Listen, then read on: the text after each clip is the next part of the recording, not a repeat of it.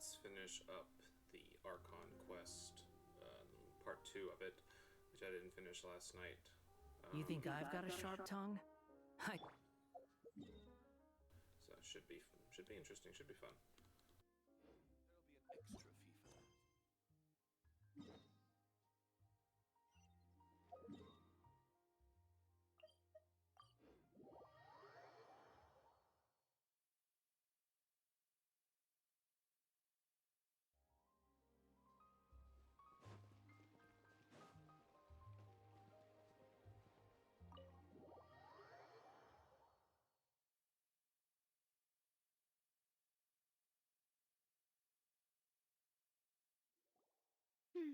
I came here several times with my father when I was little, but stopped eating here as often after growing up.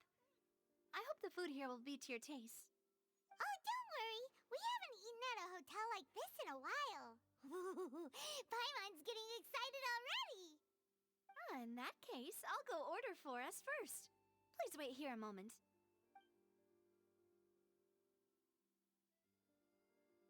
Ooh, everything looks so good. People in Fontaine sure know how to enjoy life. Lasagna! Why, of course. Go ahead. Try whatever you like. If the food's good, I'll make a group reservation for the rest of Spina di Rosula next time. And if it's not? Well, then I'll still bring everyone. Albeit with only one dish per table.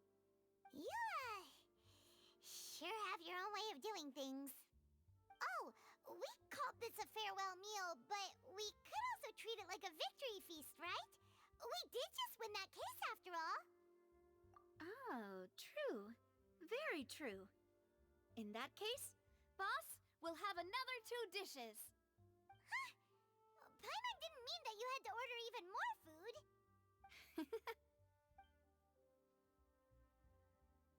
Speaking of cases, do you think that the mastermind behind the serial disappearances will get caught soon now that this has all happened? Well, we've certainly taken a big step forward, but I feel that's about it.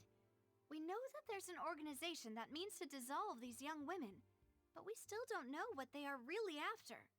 If it hadn't happened right in front of us, Paimon wouldn't have ever believed that a person could be dissolved like that. Right? Yet it was because this was such a preposterous notion that the investigation could never really move forward before. Ugh. If only that guy could have finished speaking. We were so close to hearing who was behind it. In such investigations, even the smallest step can seem like a yawning chasm if the trail of clues is cut off. To be honest, I don't have high hopes for any follow-up that the authorities might conduct. It's not that I don't have faith in their ability, it's just that a different perspective is required in some matters. It's easy to guard against and deceive a single narrow perspective. A shift in thinking is required at such times in order to produce a breakthrough.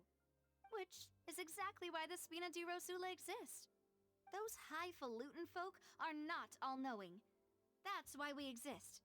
To seep into the cracks where filth falls through, where their watch fails them. That's the kind of problems we solve. Seems Paimon thought things were simpler than they actually are. It's all right. Well, this was supposed to be a farewell meal, so I doubt you have further interest in this business, right? Let's talk about something else. Like, what are your future plans? That's true. We didn't have a chance to speak to her after the trial ended. It didn't really seem like the right time or place to do it anyway. I see. So, your primary objective, which has been foiled so far, was to have a chat with the Hydro Archon. I've heard that there's a long line of people waiting to meet Lady Furina. I suspect you'll be waiting for quite a while, considering that you missed your chance today. Yeah, we've heard that she's super popular here in Fontaine, and that it'll be tough getting any of her time. Well, would you consider some more, unique ways. Perhaps even methods of, let's say, questionable legality? Guess that's Spina di Rosula's boss for you. Chock full of sketchy ideas. Well, what did you have in mind?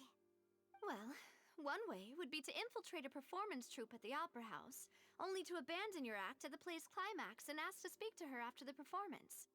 I'm sure Lady Furina would be eager to see the ending, and would agree in order to finish watching the play, don't you think? Could you suggest something a little more practical? This plan seems pretty hard to pull off. We'd have to go learn how to act, and acting's really hard. Alright, here's another. Find a way to conceal yourselves under her bed. Then, wake her up in the dead of night and demand answers. Don't let her go back to sleep until she answers all your questions. I can personally testify that this one works. When I'm sleepy, I'll do anything as long as I can finally get some sleep. That might work, but that's not really the problem. The problem is we don't want to get ourselves arrested. Ah, valid point. I overlooked that part. I was just thinking about leveraging a person's desire for sleep. All right, no more joking around. Perhaps you could... Oh, I don't know. Cut the line when she's on a break. You did defeat her in court, clearing citizens of hers from false accusations. False accusations she had nearly upheld personally. I imagine that she feels quite ashamed about the whole thing. You mean that if we catch her while she's on a break, she might be too embarrassed to refuse? Oh, that does make some sense. Why don't we give it a try after this meal? You know, strike while the iron is hot and all. Huh? Paimon, did you drink my Fanta? Was this your drink?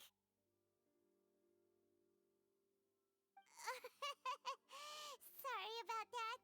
Paimon wasn't really paying attention and the cup was right next to Paimon. Would you like to order another? No, it's fine.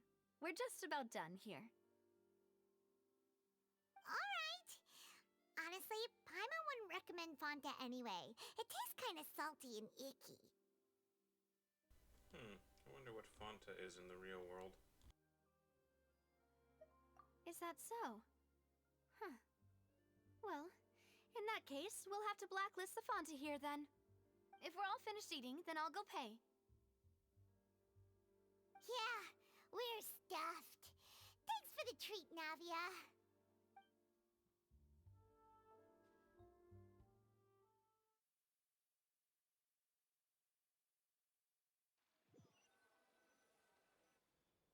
Oh, so full. Paimon can barely float anymore.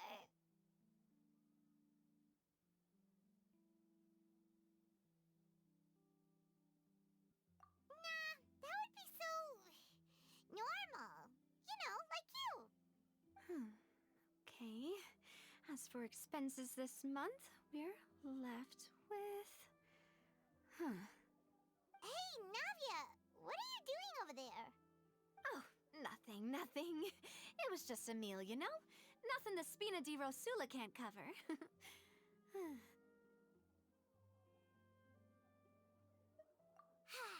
Let's get ready to try to meet the Hydro Archon again. Bye, Navia! So this is goodbye, huh?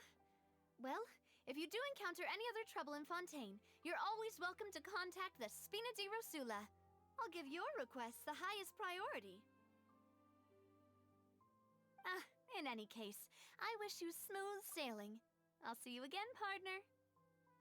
She's probably too polite or nice to ask, but Linny and Lynette should send her some money for helping her clear their name. Just saying, like consulting fee or something.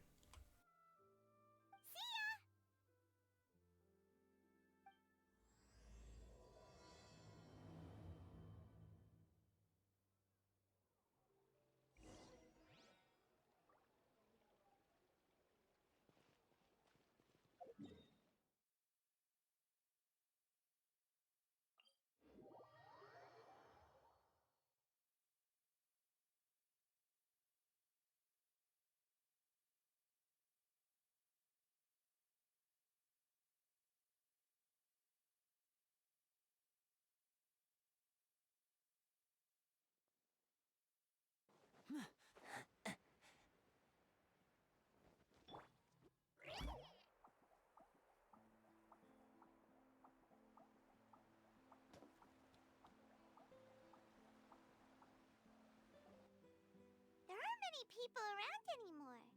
Looks like that boat we took to Araneas might have been the last one. Vache. Looks like we're back here again. Huh? Traveler? Are you hearing voices again? Ugh. That's kinda spooky. Are you sure we don't want to come back in the morning? Vache? Vache. Hey, why are you still walking towards it? There might be something nasty in the water. Huh? Hang on. Paimon can kinda hear a voice. It's calling for Vache, right? Hey, traveler! Stop walking! Come on, wake up!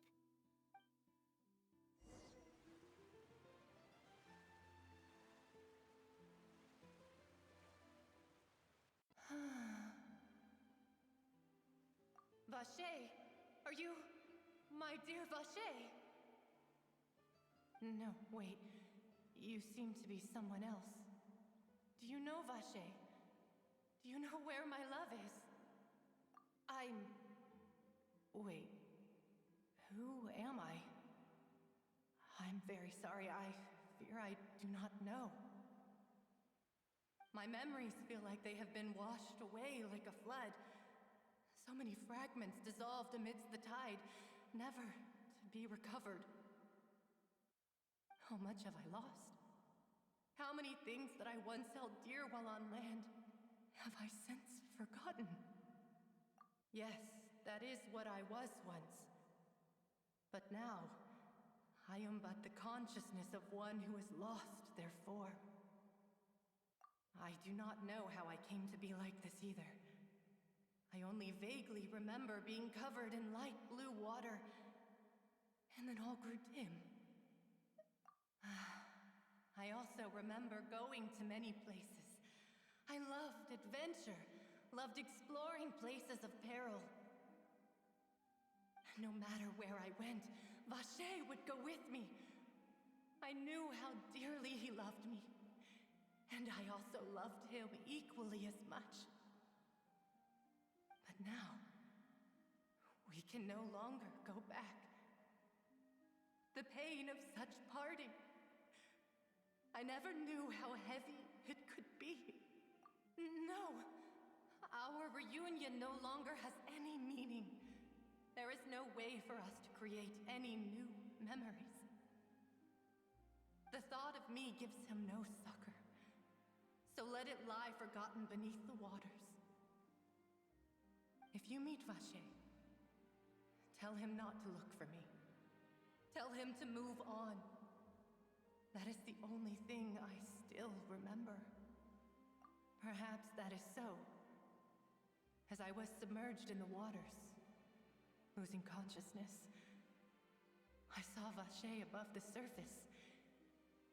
His eyes were filled with such sorrow, such longing.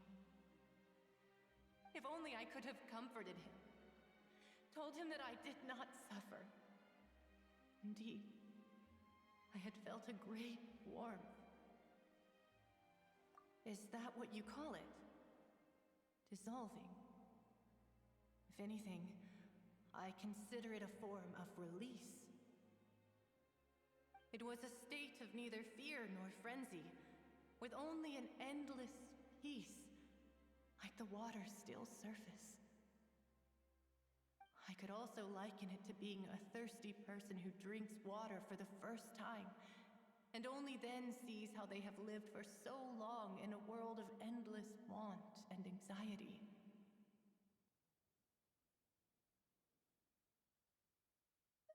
I think I hear your companion. It's time for you to go, I think. Farewell, then. I am glad that you were able to sense my presence. Remember, if you see Vache, tell him not to seek me out any longer. That must be really, scary. Being Fontaine. Come on, hurry! What the hell? He's outnumbered!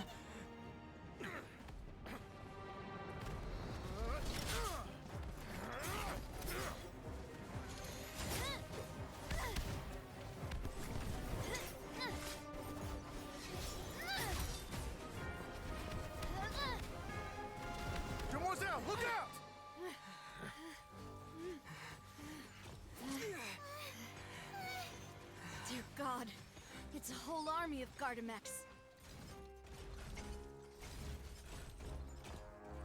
Oh, this is the cutscene. Chlorand? This is the cool cutscene.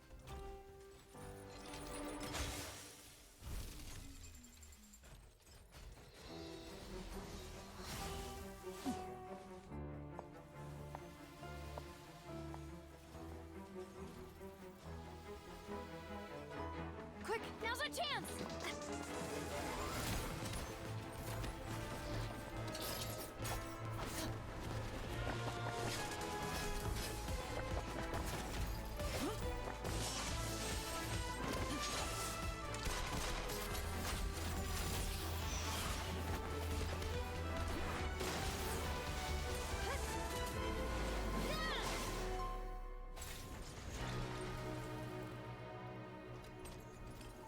Holy shit!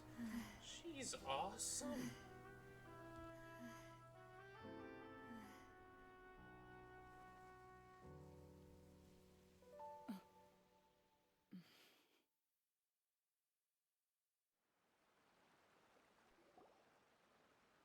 I should thank you for lending us your sword there, Chlorand. But before I do so, could you explain how you managed to show up here? I followed you. It seemed to me that danger has followed you more closely as of late. I believe that following someone without their knowledge is actually called stalking, is it not? Mr. Callus's last wish was for me to ensure your safety, and I will not betray his trust. He would do the same, were he alive today. Do not speak of my father! Sorry, demoiselle. I was not strong enough. Thank you for your aid, Miss Clorand, but do keep an eye out for your manner of speech. I believe we all wish to avoid unnecessary emotional harm. Sorry, I did not consider your feelings. Whatever. What else do you know? How did you come to the conclusion that I'd be in grave danger? I doubt I know much more than you, but I believe that the mastermind behind the serial disappearances is very powerful. Your performance tonight will almost certainly attract their attention. I'm sure they've known about me. To be honest, I'm shocked it's taken them this long to act against me. And what about these Gardamex? I thought only those associated with the Maison Gardiennage could control them. None of these mecha have serial numbers. I was sure to check a moment ago. They are not the ones used by the authorities to enforce the law. I can only conclude that some powerful or wealthy party must have obtained them via illegal means, deploying them as a private force of sorts. What? Your point being that they're out of Spina di Rosula's league, then? Yes. Be careful, and do not act rashly. I will continue investigating no matter what. We will bring the truth to light. That's my father's true last wish. Regardless, thank you for your help today, Clorand. But if you get any ideas, tell me first. I don't much appreciate being followed. I do not think that they'll strike again anytime soon. So I shall stop following you. Good day, all.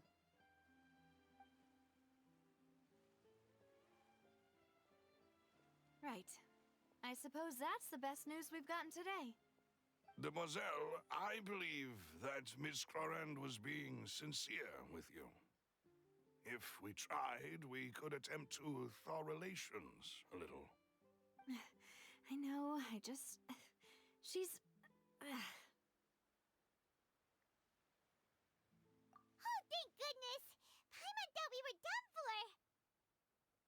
Those Gardamex came out of nowhere while you were unconscious, and Nadia and her gang saved us!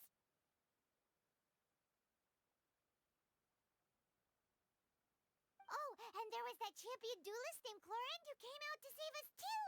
We got lucky there. Paimon probably couldn't have fought them off otherwise.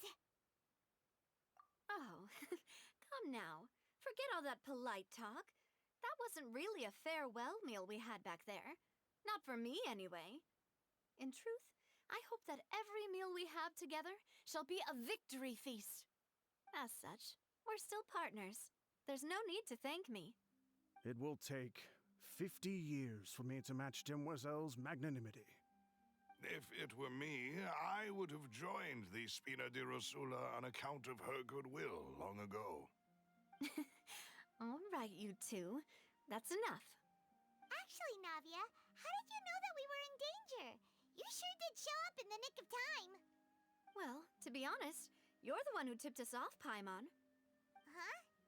Really? Paimon contributed somehow? Ooh, Paimon's even more amazing than she thought! Yes, all thanks to you grabbing my drink by mistake. How did that help? After we parted ways, I was on the way back to one of our bases when I suddenly thought of what you said. That the Fanta tasted kind of salty and icky. Oh, they put primordial water into the thing. Fanta only comes in sweet flavors, so how could it have tasted salty? The color of the drink, if I recall, had also been a bit off. So the Fanta had been spiked with water from the primordial sea? Yes, so if you hadn't drunk that cup for me... Spina di Rosula is preparing the grandest of awards for you as we speak for saving the boss. Huh. Really? I sent people to Hotel de Boer to investigate, but whoever did this left no trace at all. That's when I figured out that you might be in danger and hurried here as quickly as I could. But why would they go after us too? All we did was defend Linny in court and help clear his name. Ugh, now we're caught up in this mess too, aren't we? Well, you did foil a plan that they were probably pretty proud of, and almost got their name in the process. Speaking of which, did anything strange happen when you drank the primordial seawater? Well, it can't be a coincidence that the traveler fainted just now. He said that he heard that voice calling for Vache again. Oh, and this time Paimon heard it too, but it was real faint. Does this situation have to do with the primordial seawater then? Does that mean the primordial seawater raises someone's sensitivity to hydro when it's used on people who are not from Fontaine? That doesn't sound like too much of a bad thing, to be honest.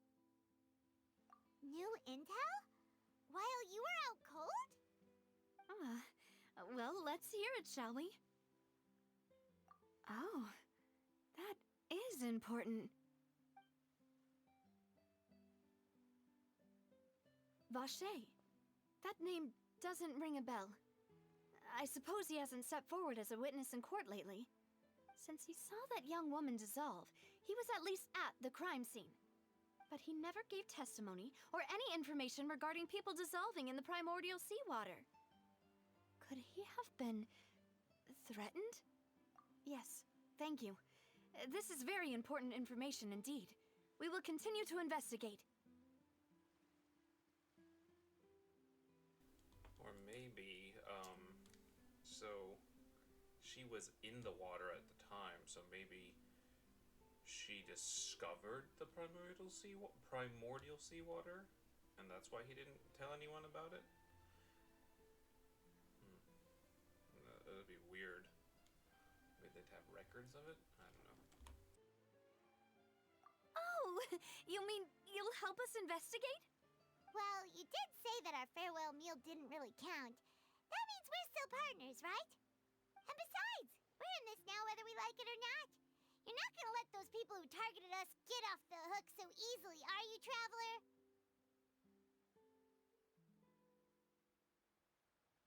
Demoiselle, do try not to look quite so pleased. You are the face of Spina di Rosula, after all. You talk too much. Well, in that case, let's head back to one of our bases, shall we? I'll arrange accommodations for you. We also have some plans to go over, and hopefully we can deepen our bonds as partners. But we'll take that one step at a time, I guess. Don't worry, you two. With us around, our base is definitely secure.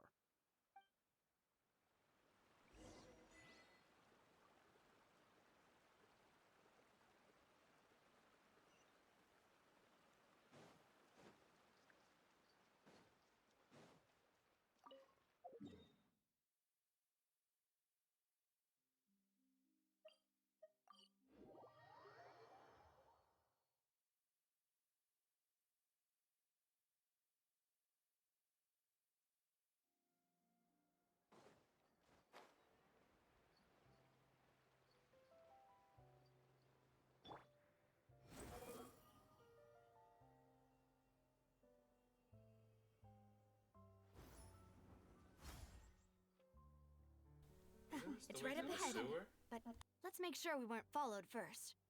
I've been keeping watch, demoiselle. I haven't spotted anyone suspicious thus far. Very good. But let's not let our guard down for now. I shall find rooms for our respected guests. Thank you, Malus. Now, let's continue, traveler.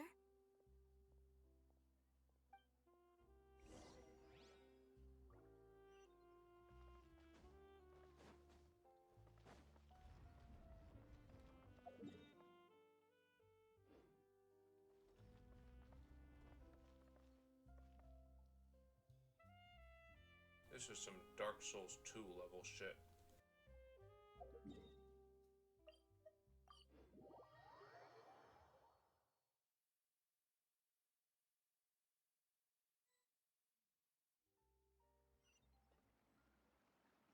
The wind rises.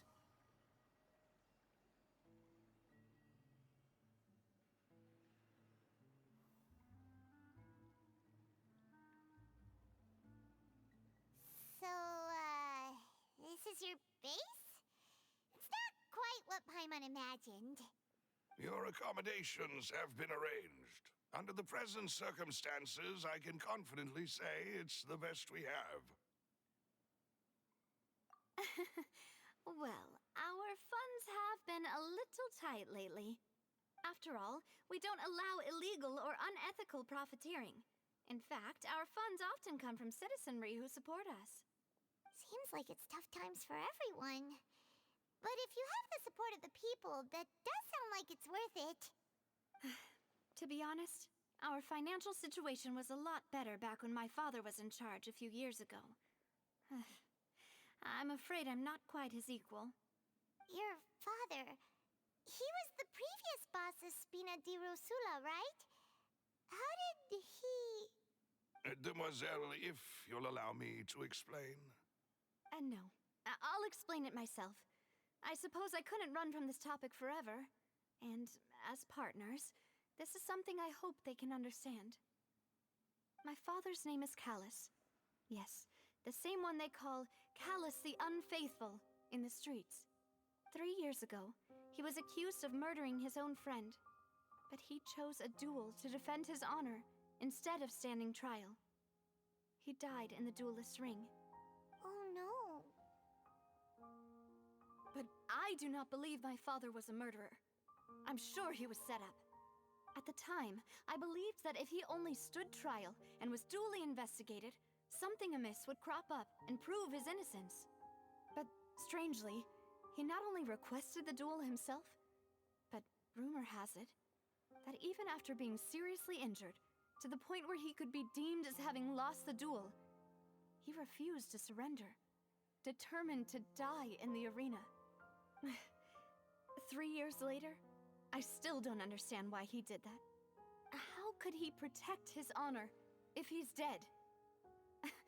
If anything, he gave up his chance to defend himself.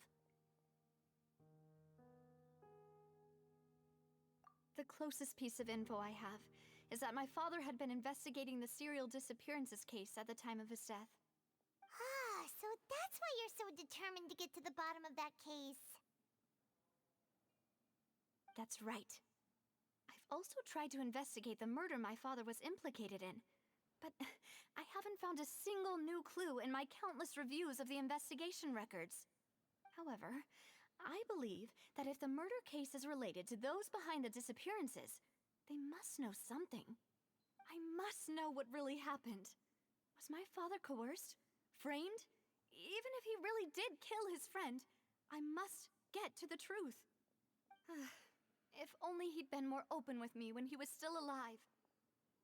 He even hid the fact that my mother died due to complications when giving birth to me.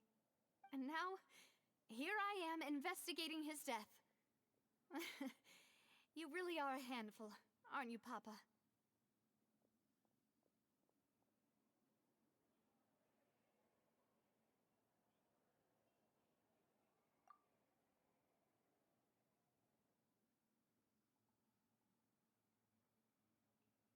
Demoiselle, please, if there is anything I can do, anything at all. I also will never believe that Master Callus murdered anyone. There are none whom I respect more than the two of you, demoiselle.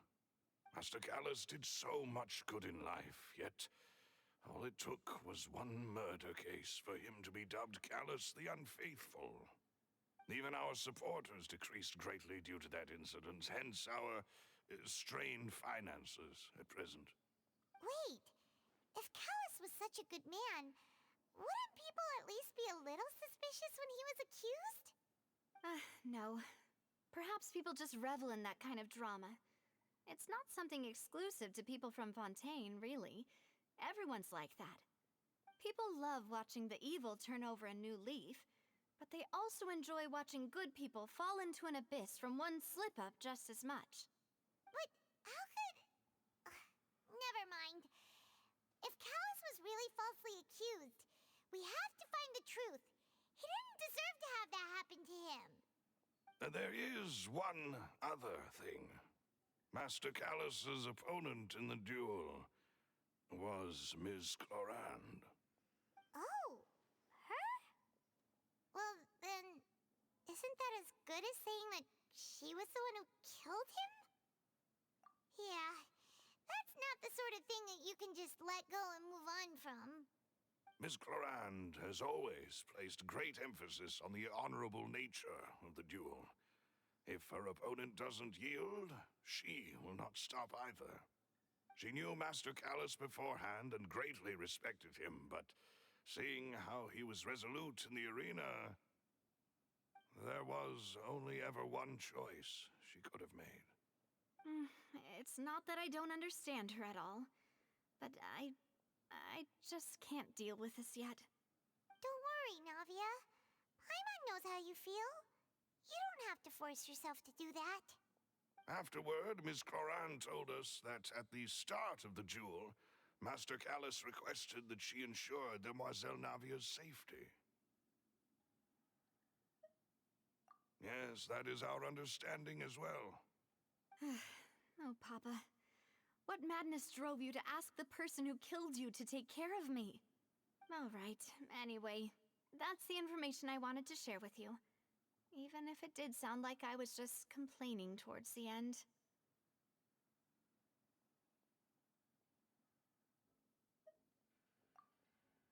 Thanks.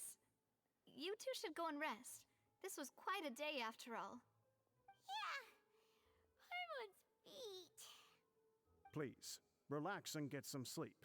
We will ensure you rest soundly.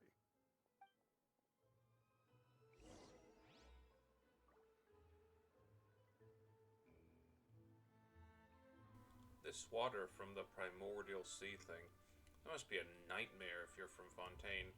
Like, this is a city surrounded by water. Water's everywhere, and you have to be scared of getting splashed by any amount of water, because it might contain parts of the primordial sea.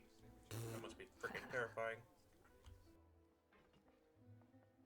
Whether it be responsibility for Spina di Rosula or Master Callus's death, it all landed on Demoiselle's shoulders so sudden. This won't do.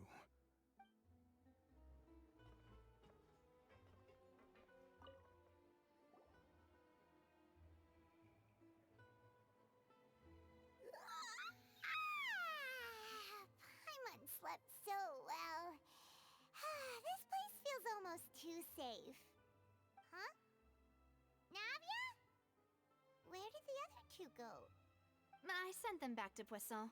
It's Spina de Rosula's place of origin, and where we have our headquarters. There's not much for them to do here at the moment. Paimon gets the feeling that you're just trying to get them off your back.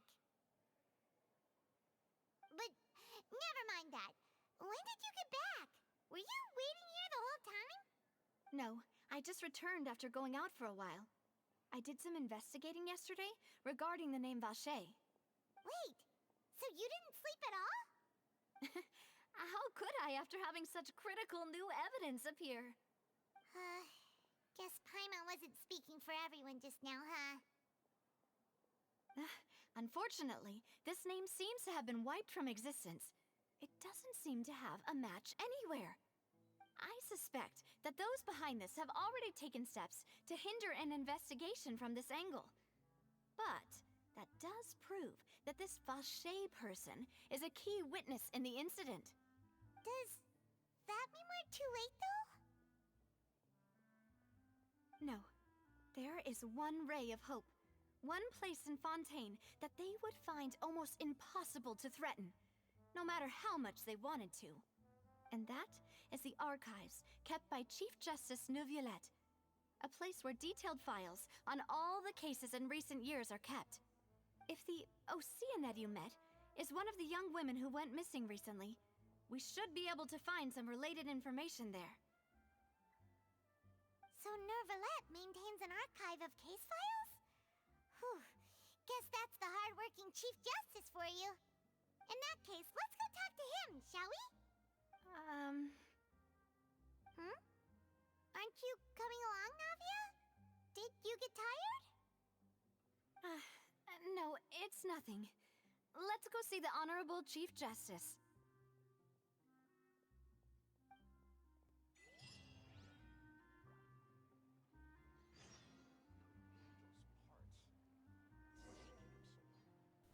I like this background music. It's nice. Da da da da da da da da da.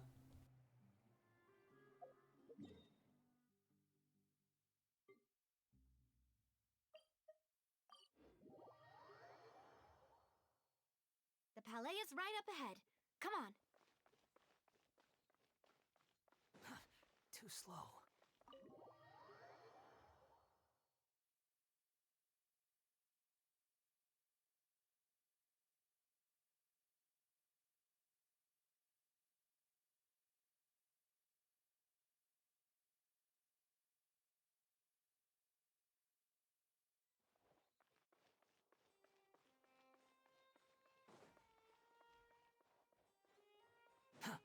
Squall and Fury.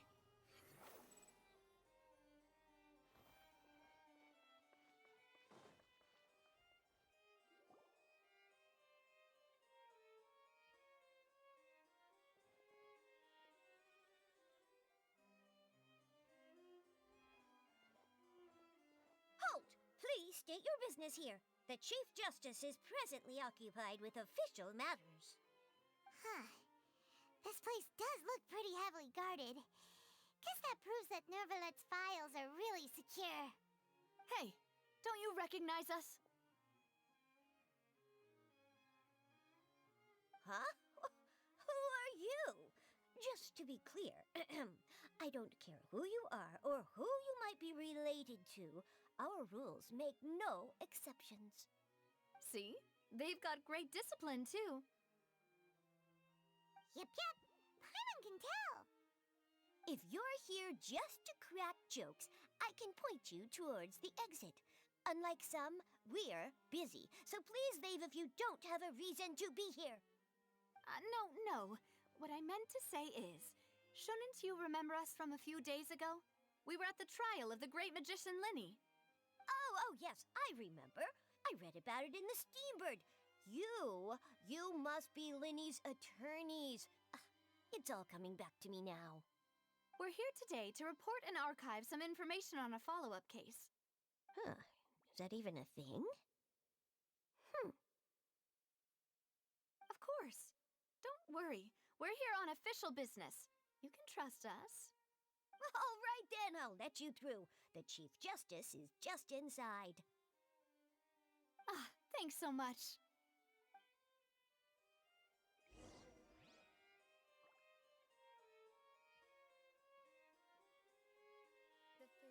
Well, disciplined they may be, but it seems the Millicene are a little easy to manipulate.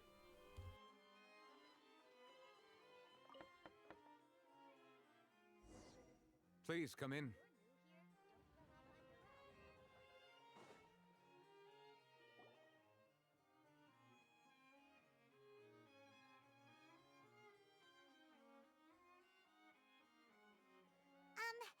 Sorry to barge in, Monsieur Neuvillette.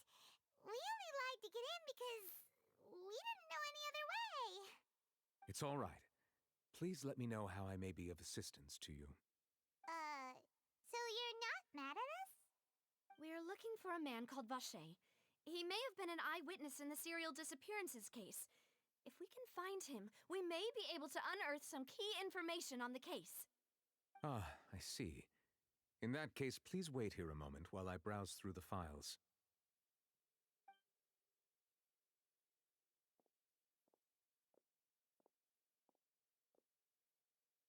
Who knew that Neuvillette would be so easy to talk to?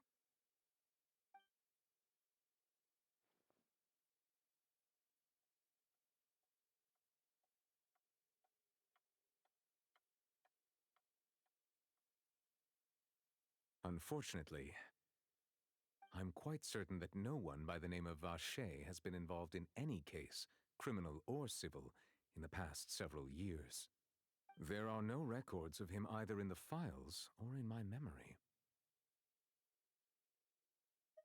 Traveler, what if it was really just a dream?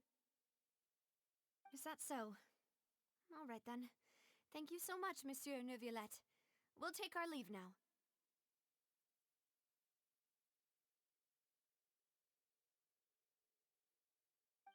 Ahem.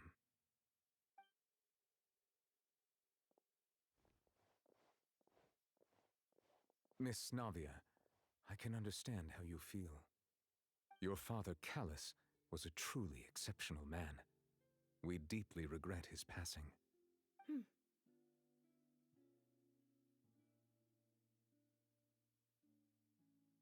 And what are you trying to say, Monsieur Neuvillette? Are you trying to console me? Extend your sympathy? Or just express some tendril of regret? No. You are not trying to do any of that. I can hear it in your voice. There's no emotion behind your words. You only said those things because you felt like you should.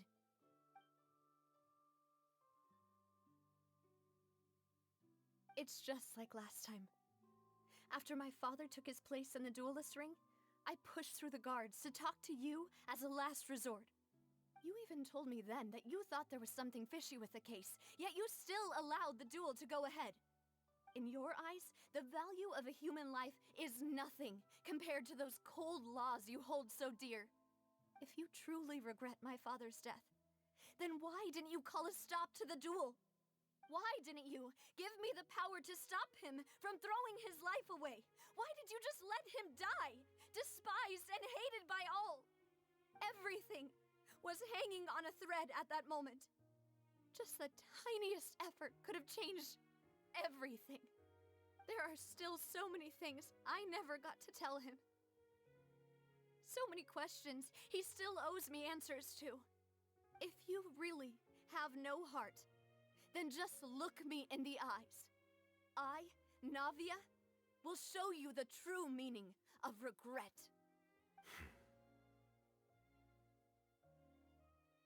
I'm sorry, Miss Navia. You and my father are truly alike. You keep all kinds of things in your heart and never say a word to anyone. It's not so much that you can't feel, but that you would never express anything. Oh well. In any case, everyone already knows full well the apathy of the Chief Justice. My apologies for taking my emotions out on you, Monsieur Chief Justice. Let's go, Traveler and Paimon.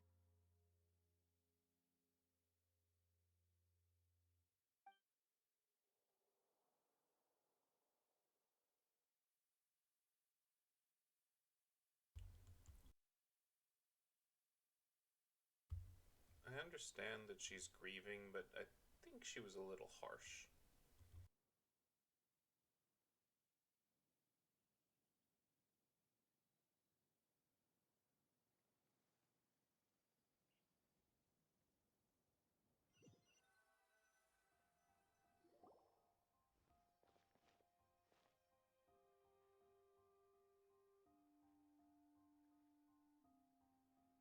Navia, are you okay? I'm fine. Rain. It's raining. You're right. Wasn't it still sunny when we went into the building? And there shouldn't be any active trials today. How strange. Now that I think of it, on the day my father was convicted of murder, it was also raining. What is it? Did you think of something?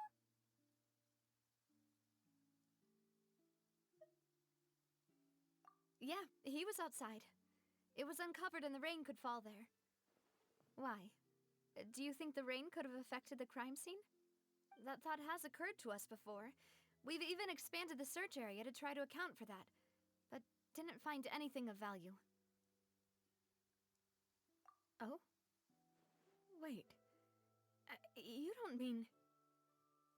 So you're saying that the true murderer could have been turned into water and then got washed away with the rain? Yeah, and if that's what had happened, then no one would have believed your dad, even if he explained what he saw to the authorities. I really think I found a true genius for a partner. You're completely right. How did I not connect the dots earlier? All right, let's go to Poisson. With this new lead in mind, we'll get to the bottom of my father's case for sure. Yeah, we're gonna make progress for sure this time. Do you want to go with me now? Or do you want to head over by yourself later?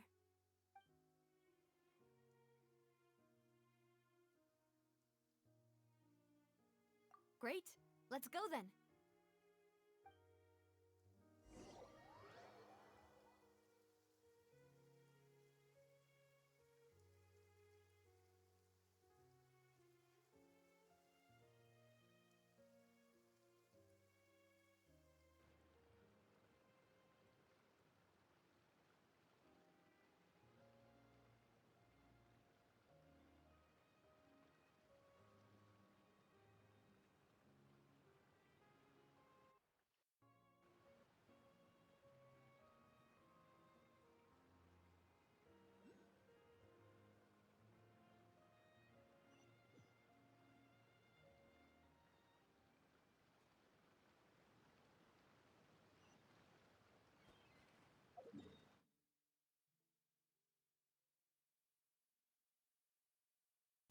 I did some minor exploring earlier, so I think I actually have the waypoint for this place.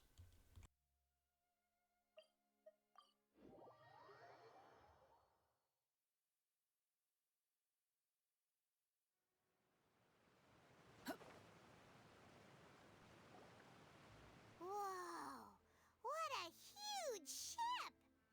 Why would a ship be anchored at a place like this? There's no need to be so surprised. While it may look like a ship, it's actually Spina di Rosula's headquarters. My father was the one who asked for it to be built like this. Perhaps our taste in exterior design is the only thing we occasionally had in common. A gigantic and glamorous ship embodies discovery, opportunity, ambition, and conquest. It symbolizes Spina di Rosula's bright and limitless future.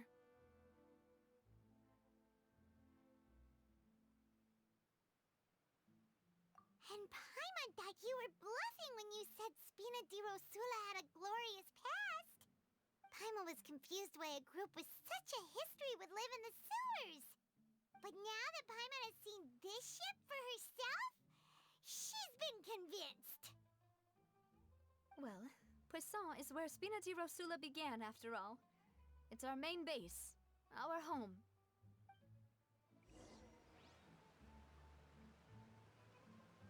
Your main base, your home, is named Fish.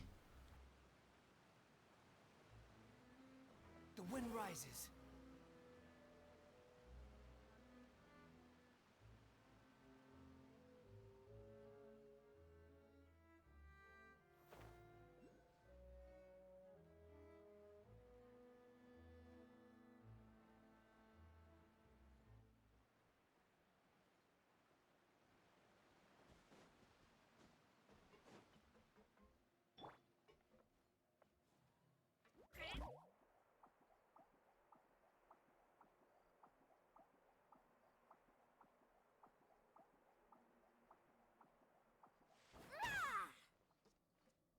Squall and Fury.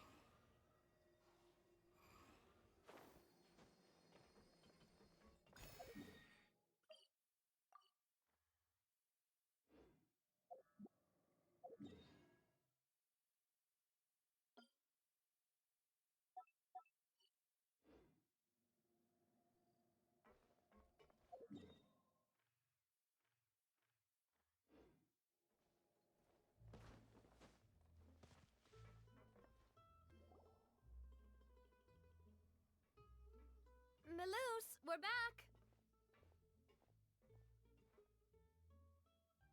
Apologies for the wait, demoiselle, and our most important partners. You said before that you still had some business at the court. What brings you back to Poisson so quickly? About that. It's because my partner here reminded me of something really important. You see, what if my father's case had something to do with water from the primordial sea? You still remember, right, Malus? On that night, it was raining? Yes, the case was quite similar to that of Mr. Linney's. Both were what you'd call impossible murders.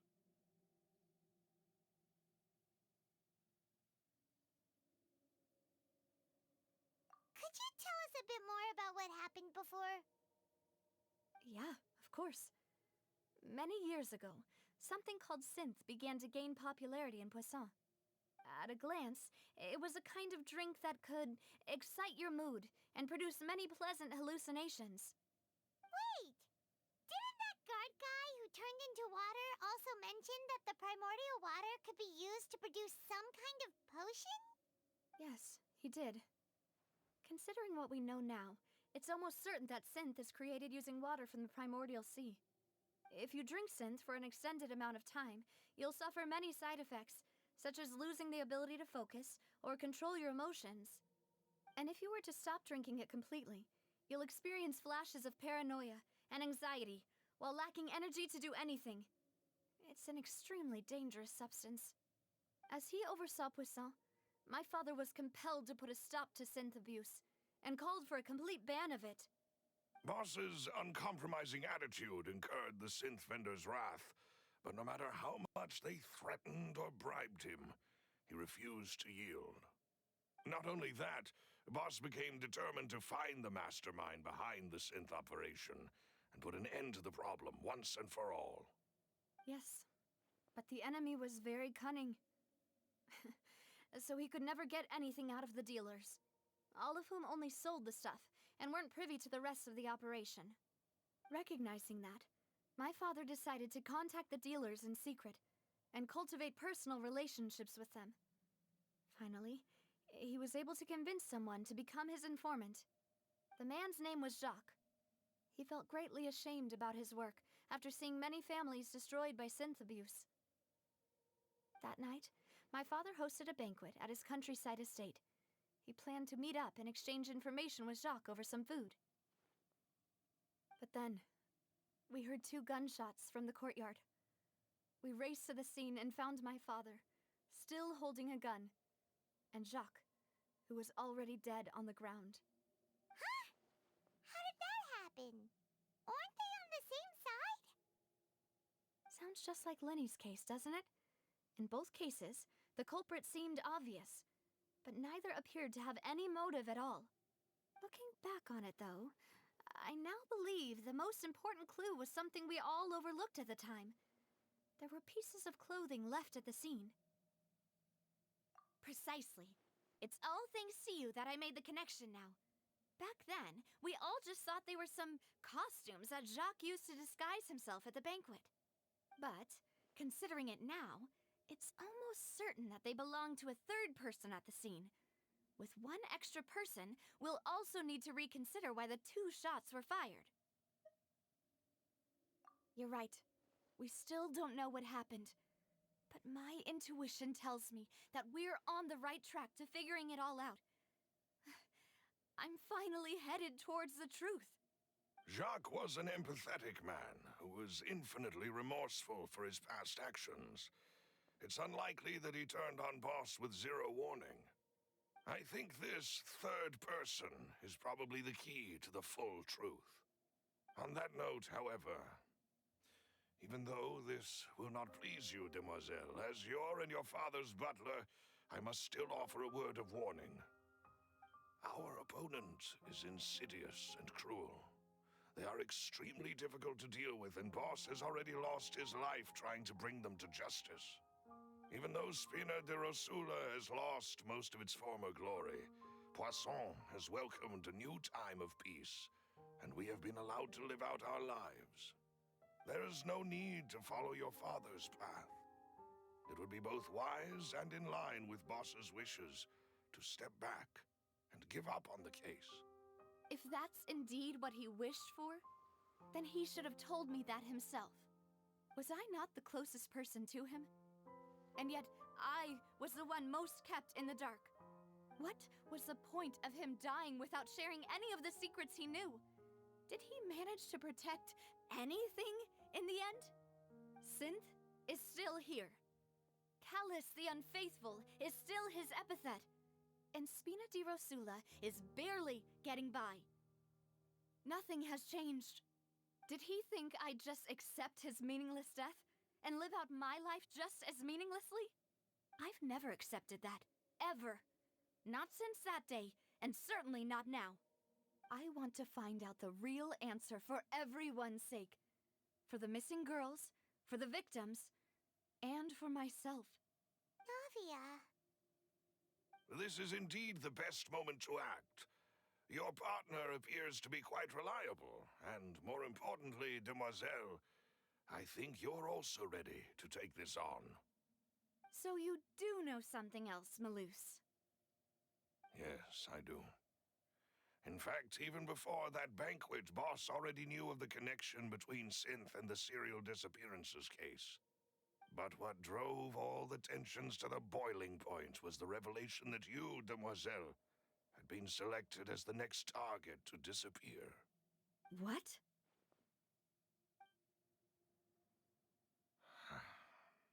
Boss also didn't tell you that he had been diagnosed with a rare illness. The doctors told him that he had no more than 5 years left to live.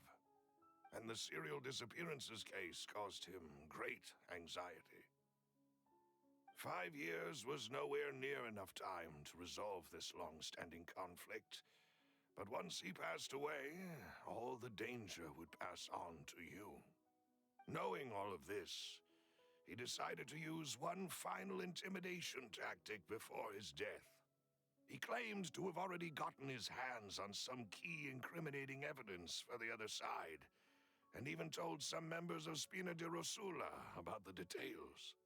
But as long as you remained safe, he would not share the evidence with the public. If something were to happen to you, then he and all those he told would immediately expose all they knew about Synth and the disappeared victims. Right, so nobody would be able to get off scot-free. As we've seen, Boss's tactic has worked. Even though Boss has been gone for a long time, the other side has not tried to take Demoiselle's life. No, I don't believe it. He never appeared to look sick to me. No father wants their daughter to see them weak and haggard, especially someone as proud as Boss. To him, dying in a duel and suffering lasting dishonor as the Unfaithful was still far preferable than losing face in front of his daughter. So he chose to die in silence, so that he could protect me. I'm afraid you're not understanding this correctly, Demoiselle. What Boss wanted to hand to you was not a parasol, but a sword.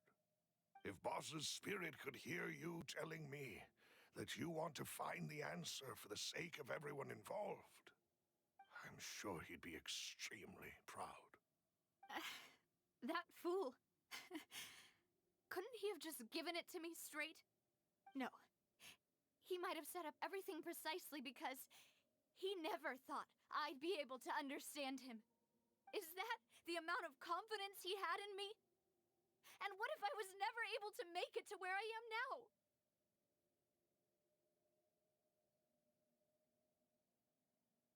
Yeah. I suppose that's true. With the way he'd set things up, if I had wanted, I could have just lived out my life without a care in the world.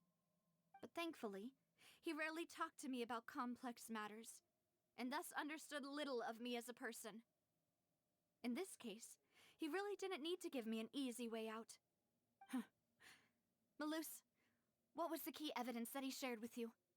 It's the location where Synth is produced. Essentially, it's the enemy's headquarters. When he was threatening the enemy, Boss didn't share the specifics of the incriminating evidence he found. But if you want to use it against the enemy, you'll still have to take several things into consideration. Why? If we know where the place is, can't we just go storming in? You mustn't forget that we're fighting against a mysterious and dangerous organization that's been in operation for decades. There's no telling what might be lying in wait at their headquarters. We also have no idea what kind of evidence we may be able to find inside, nor what people we may be able to capture. But a single visit to their headquarters would be tantamount to a formal declaration of war. The worst case would be that we leave empty-handed, but also open ourselves up to full retaliation. Then, in that case, why not work with the Fontaine authorities? Well, you saw one of them dissolve during Mr. Linney's case. We have no idea just how thoroughly they may have been infiltrated. Huh. That's true. Seems my father really had no choice. But things are different now. It should be a lot easier to prove the other side's guilt, now that we've connected Synth with the disappearances case. You sound like you've put a lot of thought into this, Malus. I am the butler, after all. I live but to serve the boss and Demoiselle's will. I've always been willing to take on any kind of risk for your sake. But considering my relative lack of ability, I've spent my time keeping secrets, performing basic investigations, and waiting for the right time to come. Thank you for all of that, Malus. Have you discovered anything new in the past few years? Let me think. One conclusion I came to is that the enemy must be quite familiar with Spina di Rosula, or at least have an informant planted here. When I announced orders to the organization's members on Demoiselle's behalf, I used to deliberately keep a few people in the dark and observe the reactions of the synth vendors. If the vendors didn't change their plans, then the individuals informed of our orders must be innocent. If the vendors packed up and fled, however, then someone must have given them the news. After several rounds of testing and investigative tracing, I've narrowed the suspect list down to 3 people. The first is Florent, Spina di Rosula's senior advisor. Huh? Florent? Yes, surprising, isn't it? He was one of the people Boss trusted the most, which also means that he was someone who understood Boss really well.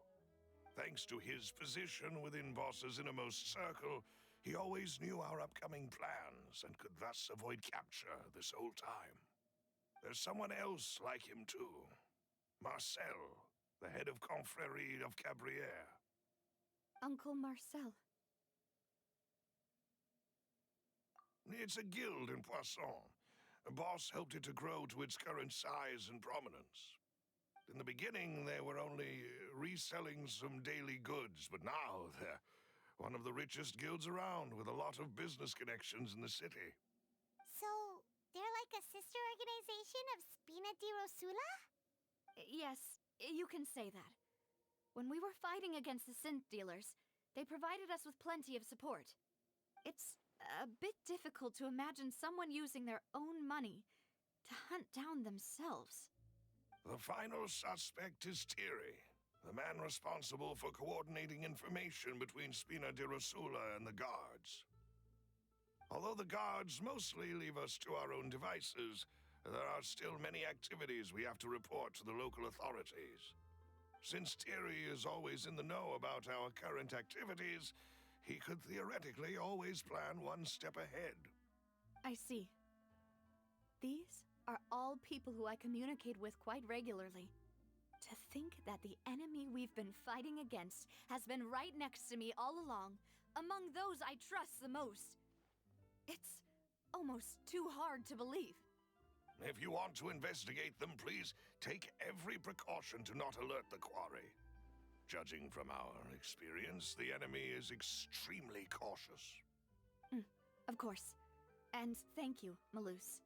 You've provided us with a lot of great information. You're too kind, my lady. I'm just doing my duty. And before I forget, proving Boss's innocence would also mean clearing him of blame in Jacques' death. After that incident, Jacques' wife and daughter were taken into the Spina's care. They still live in Poisson today. If it might help, you could also pay them a visit. I can make the necessary arrangements. Oh, thank you so much, Malus. You really are the best. A new case awaits, my dear partner. I hope we can work together to uncover the truth and end this case once and for all. Yeesh, so much talking.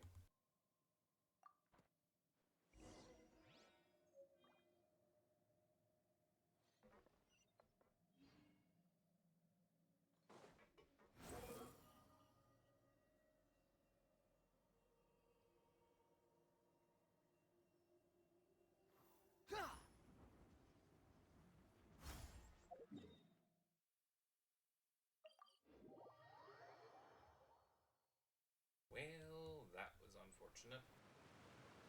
The wind rises.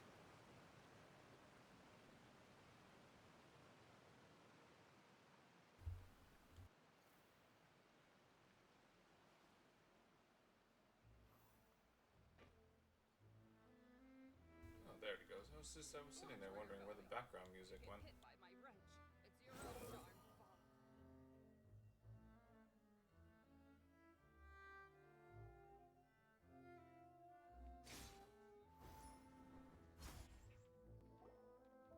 It is settled, then.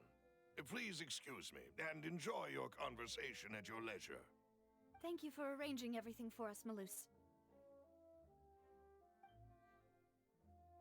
Excuse me, miss. Do you need anything from us? Oh, Hey, Navia's all quiet. This isn't like her at all.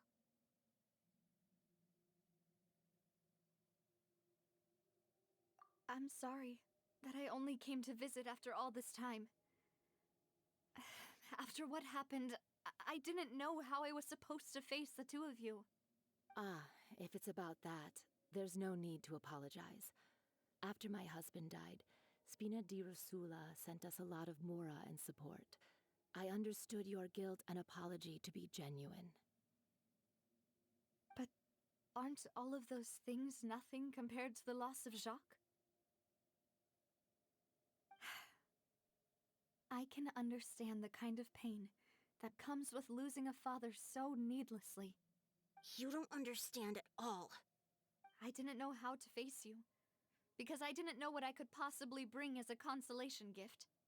I know only the full truth could bring closure to you, and to all of us.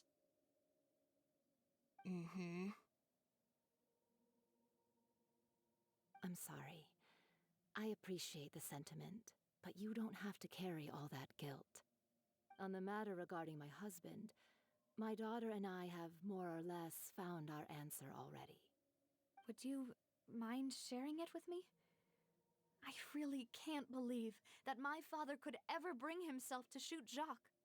I always knew that my husband's money was earned through others' suffering. He told me countless times that if he could turn back the clock, he would never go into the synth business again. He had many regrets, and felt that he took the idea of providing for his family too literally. For the longest time, he thought Mora was everything. So when Mr. Callis came to him with a proposal, he accepted it almost immediately. He tried to be as careful as he could, but even so, he was still found out by the higher-ups. They found out about his betrayal? Papa didn't say that exactly, but Papa did tell me that I should never be ungrateful. Before he left that day, he told me that he had no choice. It was only later that I realized it was his final farewell to the two of us.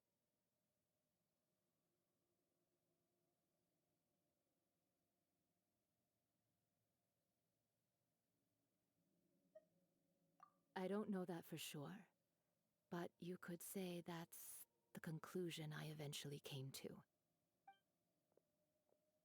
which is why I'm the one who should feel guilty. Callus had always taken great care of us, both when he was still alive and after he passed away. Even if he fired the shot that killed my husband, it was likely in self-defense. It is impossible for me to hate him for what he had done. But Mama, why is Papa still the bad guy if he did the right thing? Papa always wanted to be a good man, so why did he have to do a bad thing in the end? Well, things aren't always as they seem. You still feel like your papa was a good man, right? Yeah, Papa was a really good man. The best in the whole world. Then you should hold on to that. If a good man had to do a bad thing, then he must have had his reasons, regardless of whether he left you a parasol or a sword. He must have done so to give you a better life. Oh. Thank you for everything you've told me. I will definitely find the truth. The current state of things is not something I'm willing to just sit back and accept. Thank you. I'm very grateful to hear this from you. Even though your personality is quite different from your father's, your determination when you speak is really similar. You really think so? That's the first time anyone said that to me.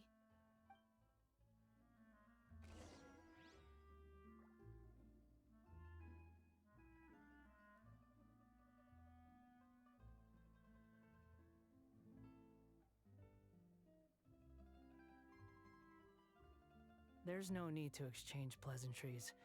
It's rather pathetic to force a conversation just to occupy some...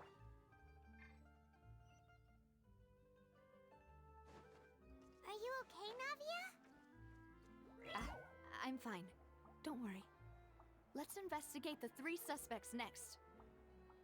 Florent should be nearby, and we should be able to find Thierry and Uncle Marcel in the city. I'll get myself together on the way, so please don't worry.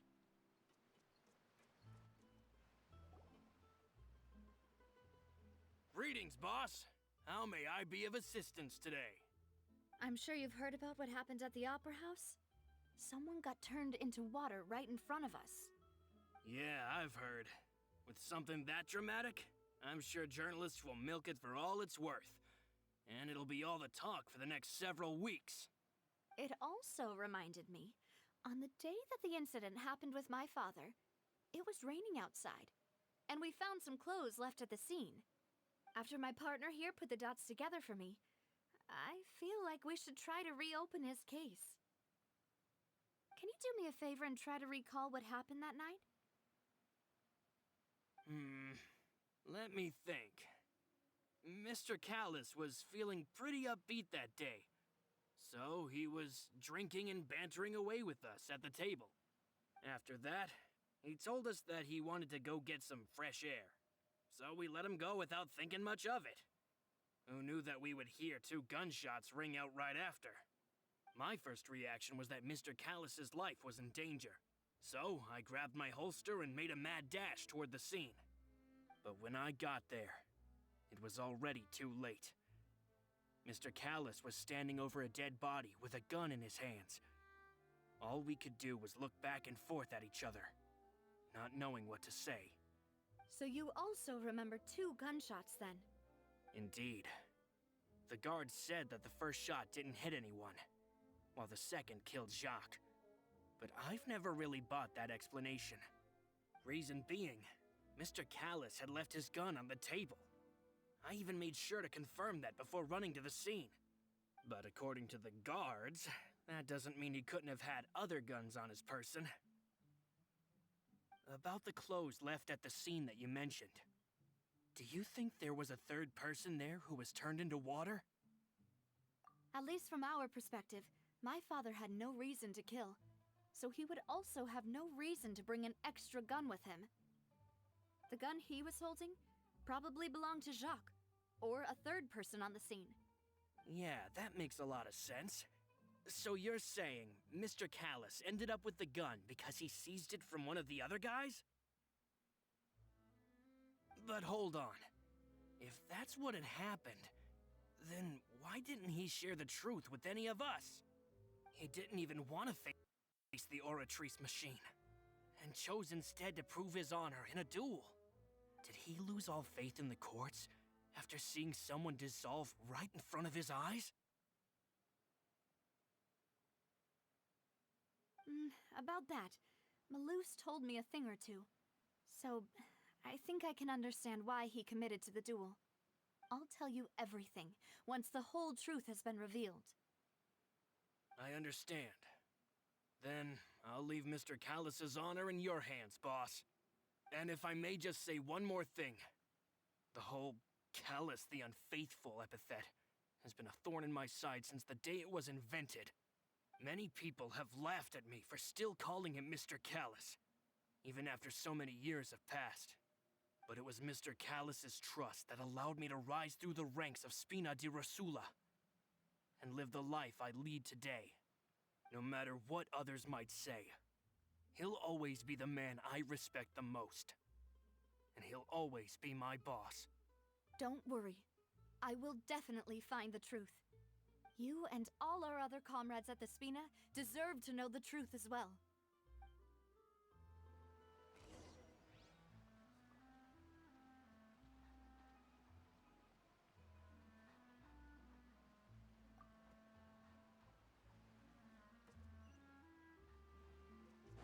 Intel is just like futures.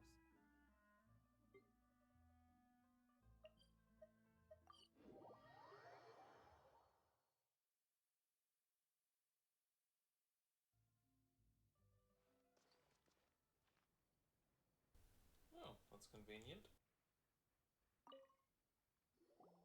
Hey, Thierry! It's me! Oh, now, what brings you here, Miss Navia? I've heard that you made quite the name for yourself at the Opera House. Oh, so you've got news of that already. Oh, okay. Hey, I'm also a member of the Guards, you know. The way you make it sound, people would think I was sent off to Poisson because I had done something wrong. Are you sure there isn't a little bit of truth in that? Under normal circumstances, shouldn't you have been called back to the city already? I mean, where I work is really up to me. Let's just say I enjoy the ambiance of Poisson. Callus did a fantastic job running the town, building Spina di Rosula from the ground up and clearing many obstructions in my way. It would be next to impossible for me to find a similarly easy but high-paying job in the city. Anyway, enough chit-chat. Are these two friends of yours? You, here for some formal business? Yes. These two are my partners. What happened at the Opera House made us realize that Linny's case and my father's may be related. We're trying to reinvestigate the details of my father's old case. Ah, I get it. You think there might be more to the case now that we know people can be dissolved into water, right? I was also flabbergasted when I first heard of it. If you want to go through the original files from your father's case, I can help you look for them. That'd be much appreciated. Thank you. Actually, I have another question. Do you have the authority to dispatch Gardamex? Of course. Without them, I couldn't possibly handle Poisson on my own. Why do you ask? We definitely can't use them to forcefully get more evidence for your father's case. Well, you see, just recently, we were attacked by a horde of unnumbered Gardamex in the city.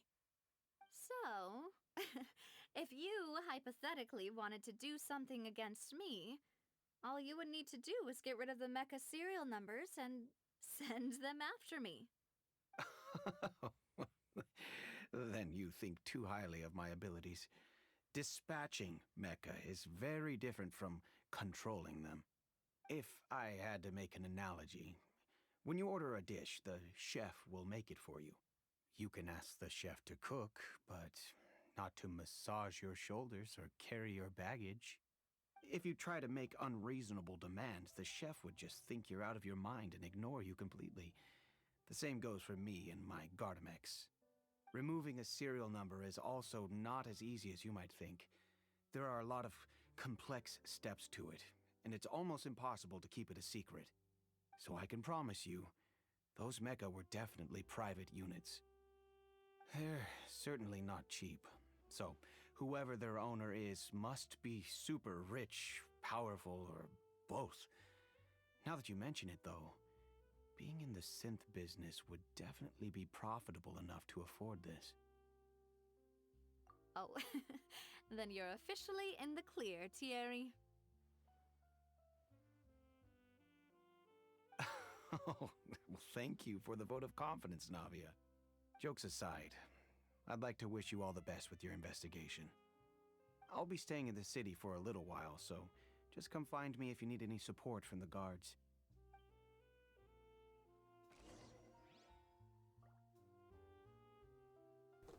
I like this guy. He seems cool. Kinda hope he's not the bad guy.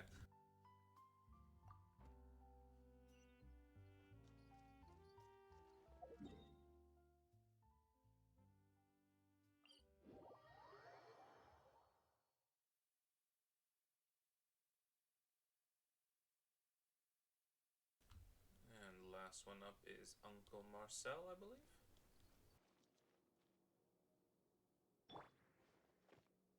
Behold!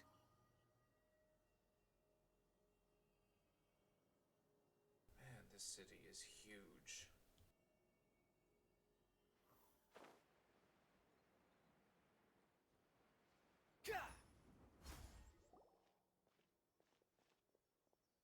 Hello. How may I help you? I'm here to see Marcel. Could you please let him know? You can just say Navia's looking for him. Sure. I will let him know right away.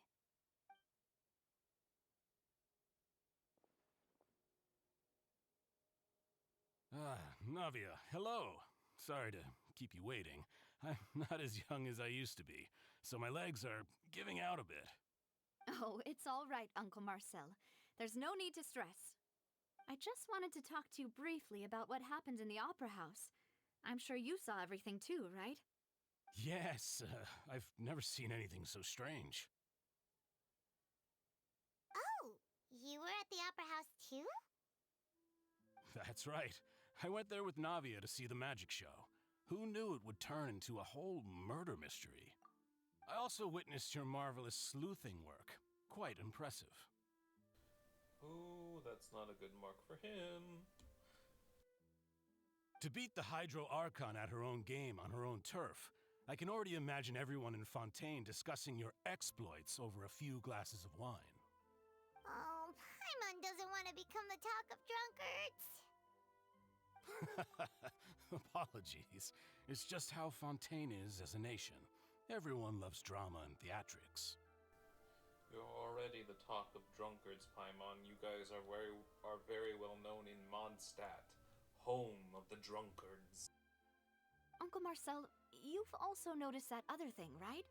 The fact that humans can dissolve in water? Yes, I was reminded of your father's case right away. Is that what you're investigating now? Exactly. I still don't have much solid proof, but I can sense that the other side has already begun to act. Oh, and what makes you say that? We were attacked on Araneus by some unnumbered Gardamex. And there was also an attempt to get me to drink water from the primordial sea. If not for the vigilance of my partner, I probably wouldn't even be here talking to you right now.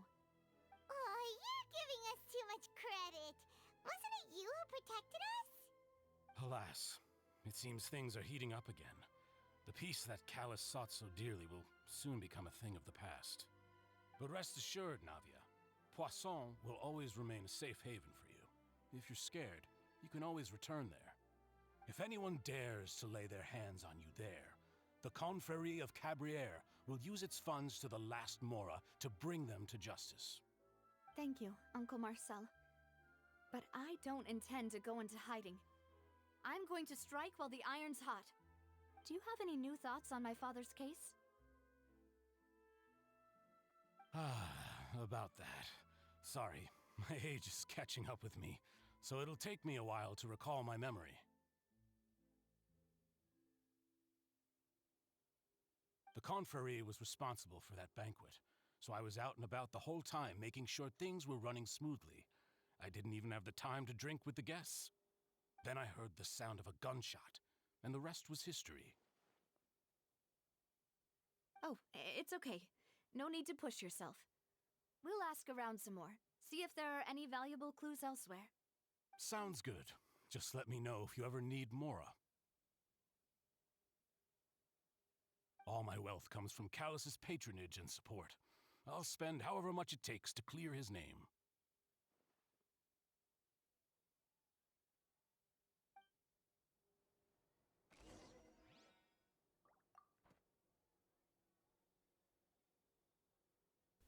And that's 2 marks against him. First, he was at the Opera House, which means that he could have caused Vaughn to dissolve. And second of all, he misremembered how many gunshots there were. Too slow. Too slow.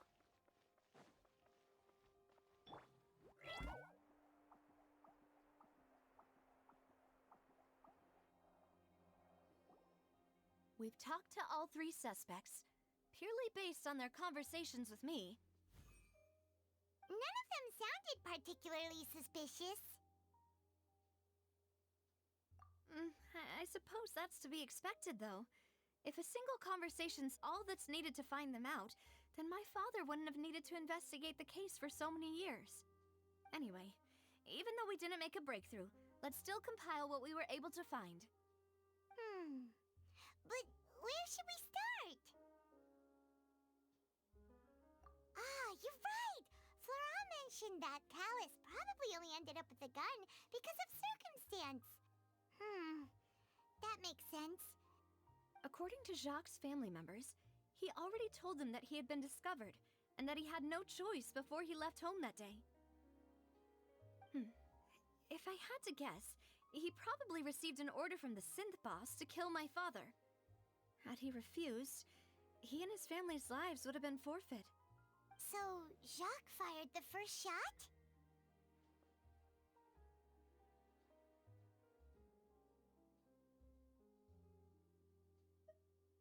Oh? And why is that?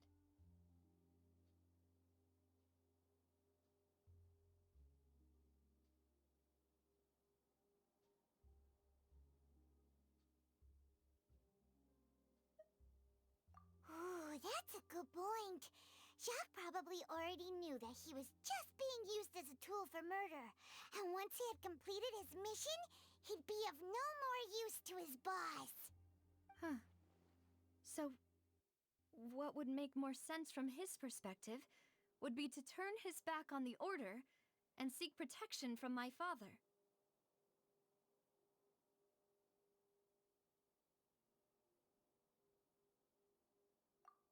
Makes sense. But without evidence, that's still just a theory. Besides Jacques, the attack from the Gardamex has been bothering me quite a bit as well.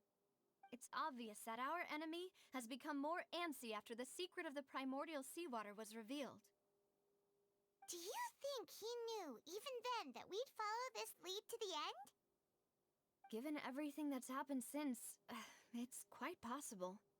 But who among the 3 suspects would have the ability to control privately owned Gardamex? Uncle Marcel?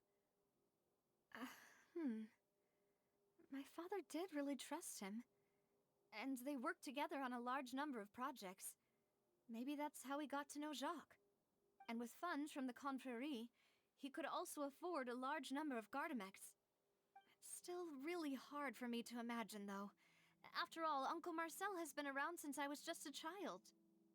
Also, wouldn't this mean he has been spending a whole lot of Mora and energy to fight his own synth business?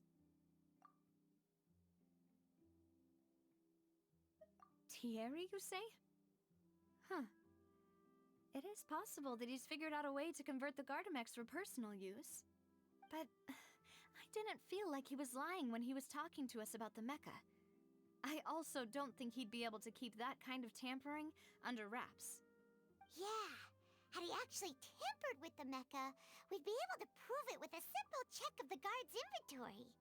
If the mecha were taken from the guards, it should be pretty easy to find out when and how that happened. Is this just gonna end up... He's like the one I least suspect. Well, actually, I don't... Actually, he's this one well... I don't know. I suspect Marcel the most, and then Floren and Thierry, I kind of up in the air. I like Thierry, though, so I don't want to suspect him. So I guess Floren is the one I suspect second? Florent? It is true that he was closest to my father, and thus had the best chance of learning about his dealings with Jacques. But as Spina di Rosula's advisor, his work mostly deals with personnel and security, so he shouldn't have much means when it comes to finances. So what's the point of us just going through all their names? So you're saying he's too broke to afford a mecha army? Exactly. He can't. And even if he could, I don't think he would be able to dispatch a whole group so quickly. Who could it be?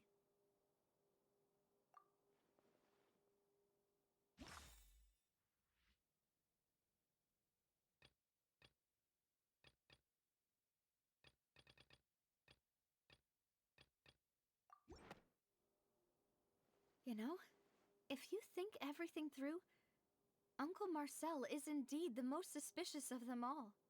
Could we be missing other suspects? Malus didn't know about the people turning into water thing when he narrowed it down to these three, did he?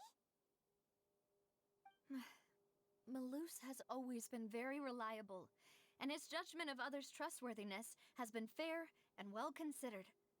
When he laid out his case for the three, the rationale he gave me made a lot of sense as well. The suspect is knowledgeable about the Spina's internal affairs, has the means to dispatch Mecha to assassinate us, and possesses significant intellect and foresight. Even if I don't want to believe it, I'm starting to see how things could all tie back to Uncle Marcel. Well, we still have another trump card on top of all the theorizing and speculating. Yes, Malus did say that charging straight in there would be extremely risky, but we don't have any other options right now. We need far more solid proof before we can hope to go charging in on our enemy. Navia, here you are. Oh, I've been looking for you. Huh? Aren't you the guy from the guards? Did something happen? Yeah. News came from Irenaeus just after you left. We've got another trial on our hands. Wasn't that place built specifically for holding trials? What's so newsworthy about this one? I know. But they said the person they're putting on trial is a Fatui harbinger called Tartaglia. What? Is that someone you know? Yeah, we know him. Maybe even a little too well. Well, he's been accused of being the true culprit behind the serial disappearances case. It's absurd, don't you think? Wait, how? None of our investigations have had anything to do with him. And he's too young. That's what I thought was strange about it, so I came to tell you the news right away. If the charge against him stands, then it'll be next to impossible to get the guards to support any of our planned investigations. Right, because they'll think they've already found the culprit. Yeah, and it'll be a lot harder then to clear Mr. Callus's name. I understand.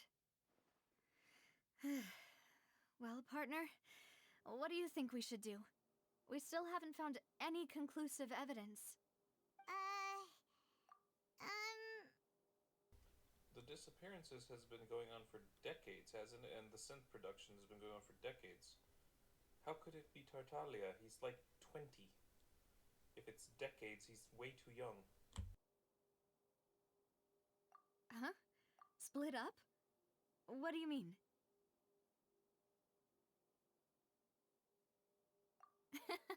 Just as expected of my partner. Since this is a trial about the serial disappearances case, the culprit's attention will be focused on Irenaeus, leaving his home base wide open. You're right. This is our best opportunity. All right then, let's do this. I'll stall them at the Opera House and charge Marcel as the true culprit. I won't have any chance of making that charge stick, though, unless we find more evidence. It'll be up to— We'll help you, just like you helped us in Linny's trial. Demoiselle, please allow us to accompany you. I'm ready. Ah, Malou, Silver. When did you two get here? We heard that you'll be leaving Poisson and figured that you might require our assistance. It's our hope that your confidence will be bolstered with the two of us by your side. Thank you so much. Then, let's make haste for Irenaeus. Paimon, Traveler, I'll see you at the Opera House. See you then!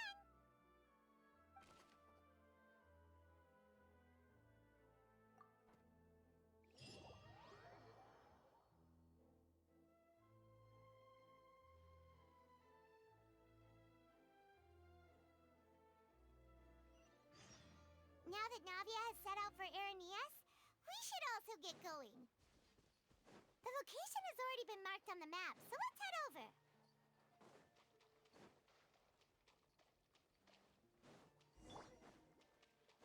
Huh. According to Malusa's info, the synth production base is underwater. Let's go and try to find the entrance.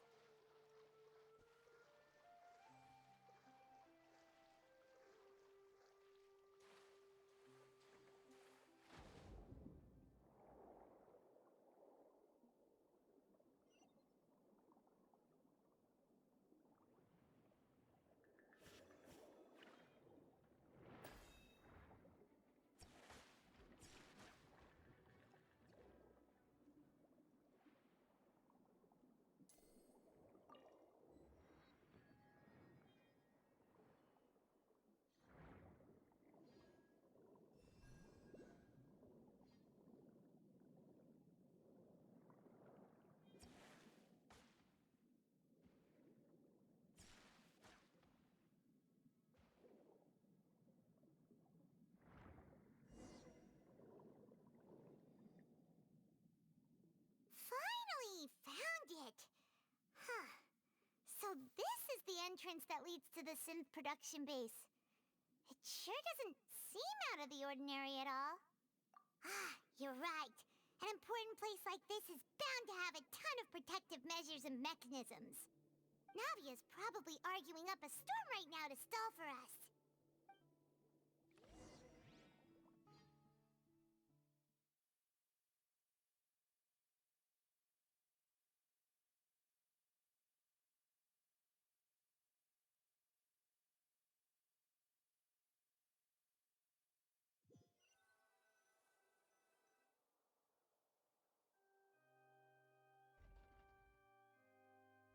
It would appear that I must repeat my question again, Mr. Tartaglia. Do you accept the charge that you are the true culprit behind the serial disappearances case?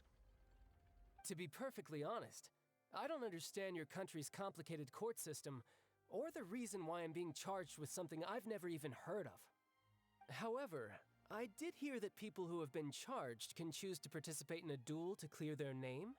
Is that right? In which case, as long as I accept the charge, I can have an all-out fight with that champion duelist Clorend, right? I've got to admit, that's one of the most enticing offers I've ever received. When I privately sparred with her last time, she was obviously holding back. Real disappointing. Hey! Don't you understand? You're currently the prime suspect for a major case. This isn't the place for you to be looking for fights. Oh? Sounds like the Hydro Archon wants to lecture me on the ways of the Opera House. Then why don't you duel me too? I'm the kind of student that learns best in the heat of battle. No. That's not what I meant.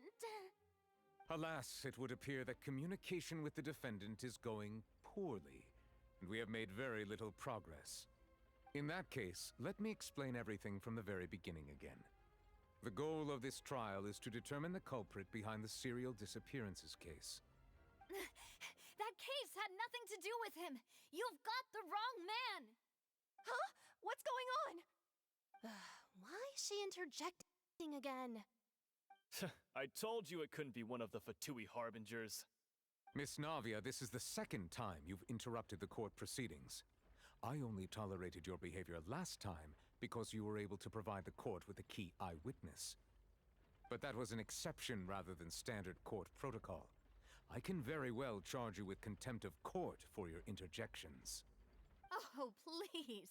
Did you ever think I had any respect for this place's pointless theatrics? We can put that discussion aside for now. I'm not here to argue with you. I'm here to charge the true culprit behind the serial disappearances case. And if my charges prove true, then Tartaglia here will be proven innocent by default, correct? Oh, a young lady has charged in and offered to clear my name. How fascinating. Well, I'd gotten half bored to death by all these rules and procedures anyway, so I'll take you up on that offer. So, Your Honor, is there nothing else for me to do now? You may take a seat for now in the audience, but that doesn't mean the suspicions against you have been lifted. Now then, Miss Navia, who is the person you would like to charge instead? That person is...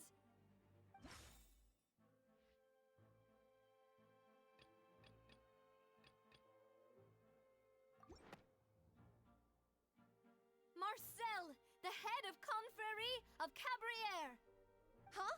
What confrérie? Never heard of them in my life. I've heard of them, but weren't they Spina di Rosula's sister organization? Oh, is this going to be a friends to enemies type situation? Please let me remind you, Miss Navia, that charging someone is an incredibly serious matter. Committing to the charge also means taking on the legal responsibilities associated with it.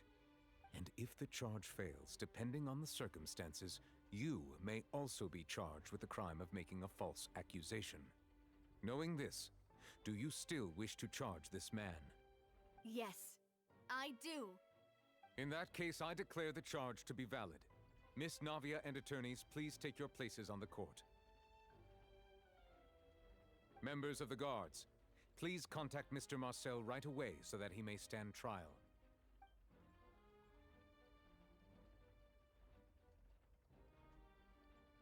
Mr. Marcel, you will not require an attorney. Is that correct? Apologies. It all just happened so quickly. I still haven't figured out what's going on. I think an attorney won't be necessary.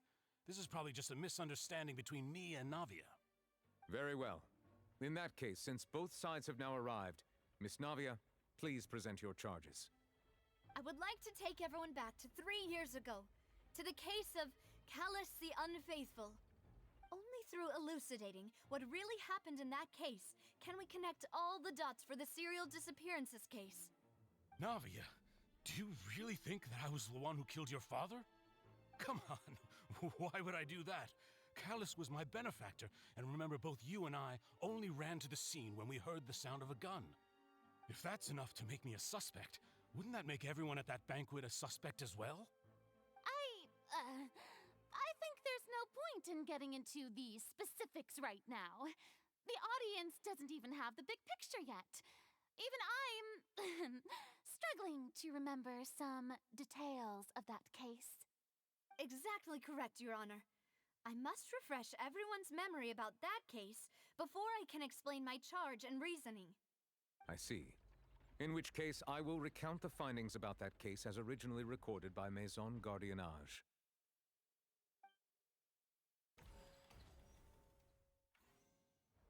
On the day of the murder, Spina di Rosula hosted a large banquet in a countryside estate owned by the Confrérie of Cabriere.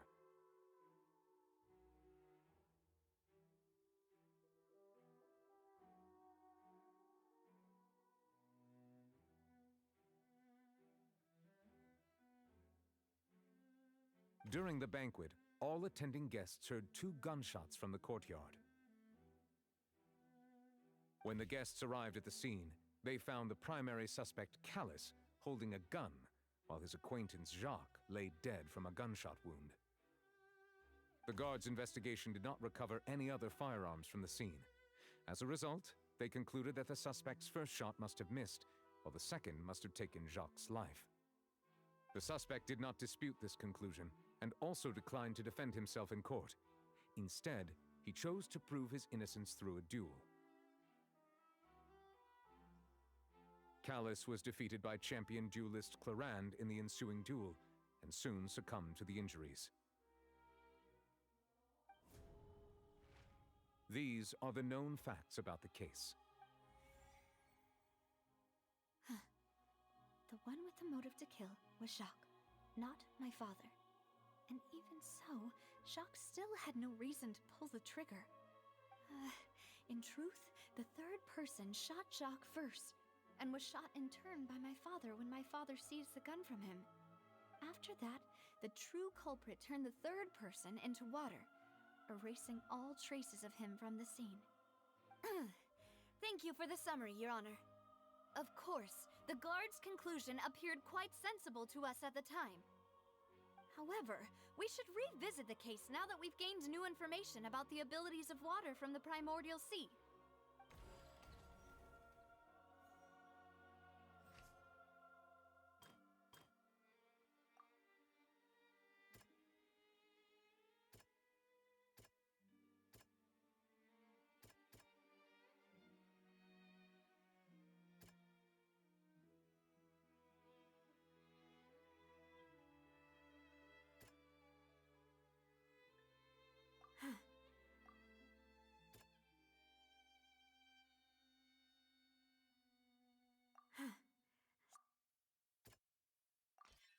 The testimony of the victim's family confirms that Jacques had thoughts of assassinating Callus when he set out for the banquet. However, in the end, he reconsidered, and instead shared everything with Callus, hoping to seek the latter's protection. Unfortunately for Jacques, the true culprit had already considered this possibility, and had sent out another assassin.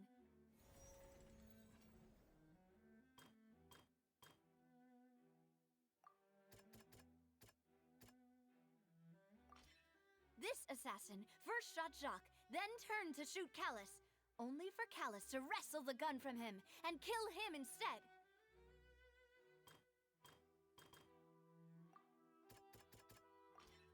A pile of clothing was found at the scene.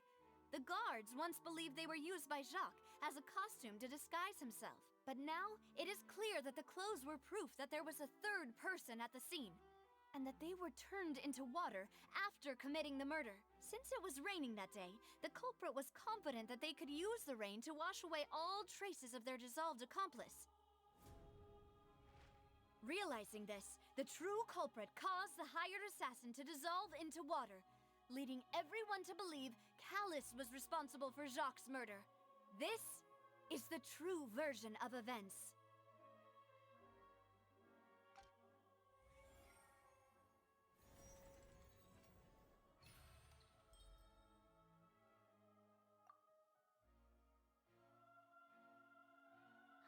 So that's what happened.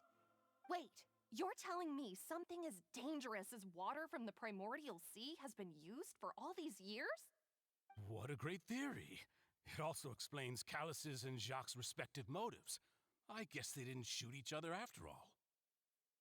Mr. Marcel, you are the one being charged with the crime. You should provide a rebuttal if you wish to prove your innocence. But I think I agree with everything Navia just said. In fact, there was nothing in her speech that directly implicated me. Then, may I ask some questions? In my opinion, we primarily need to determine two things. One, do you have the evidence to back up your claims? I'm afraid not. At least not at this very moment. Boo! If you don't have any evidence, you should just go home! I may not have the evidence with me, but I know where I could go to collect it. If we look up the deserted clothes against a record of people who went missing around the same time, we should be able to find a match. Considering the serial disappearances case, the guards probably kept careful records of all missing persons from around that time, regardless of age or gender. That makes sense to me. Monsieur Neuvillette, I would consider this to be a reasonable investigative direction. Huh. Why do I feel like Furina's acting a little differently today? Maybe she's scared of embarrassing herself again? Alternatively, she's become more diligent after charging an innocent citizen in the last trial. My second question has to do with the ensuing duel. If the truth is indeed as you described, then why didn't Mr. Callis explain himself in court? If he had testified that a person had been dissolved, he could have at least mounted a defense. I've thought about this too, and the answer is actually pretty simple. He felt there were things that were more important to him. The dissolving power of water from the primordial sea is an important secret for the true culprit of the serial disappearances case. My father could have exposed it for all to see, but he chose to take it to the grave. At that time, Spina di Rosula was in dire straits, and his reputation had already been shattered. He had no guarantee that going forward with the truth would allow the culprit to be brought to justice. I kind of like this momentary switch of personalities for Furina. It shows that she's actually relatively intelligent. She's just is an idiot sometimes. Idiot here having the meaning of lacking wisdom or common sense, not being stupid, which is lacking intelligence or knowledge. What was certain, however, was that it would paint a gigantic target on my back.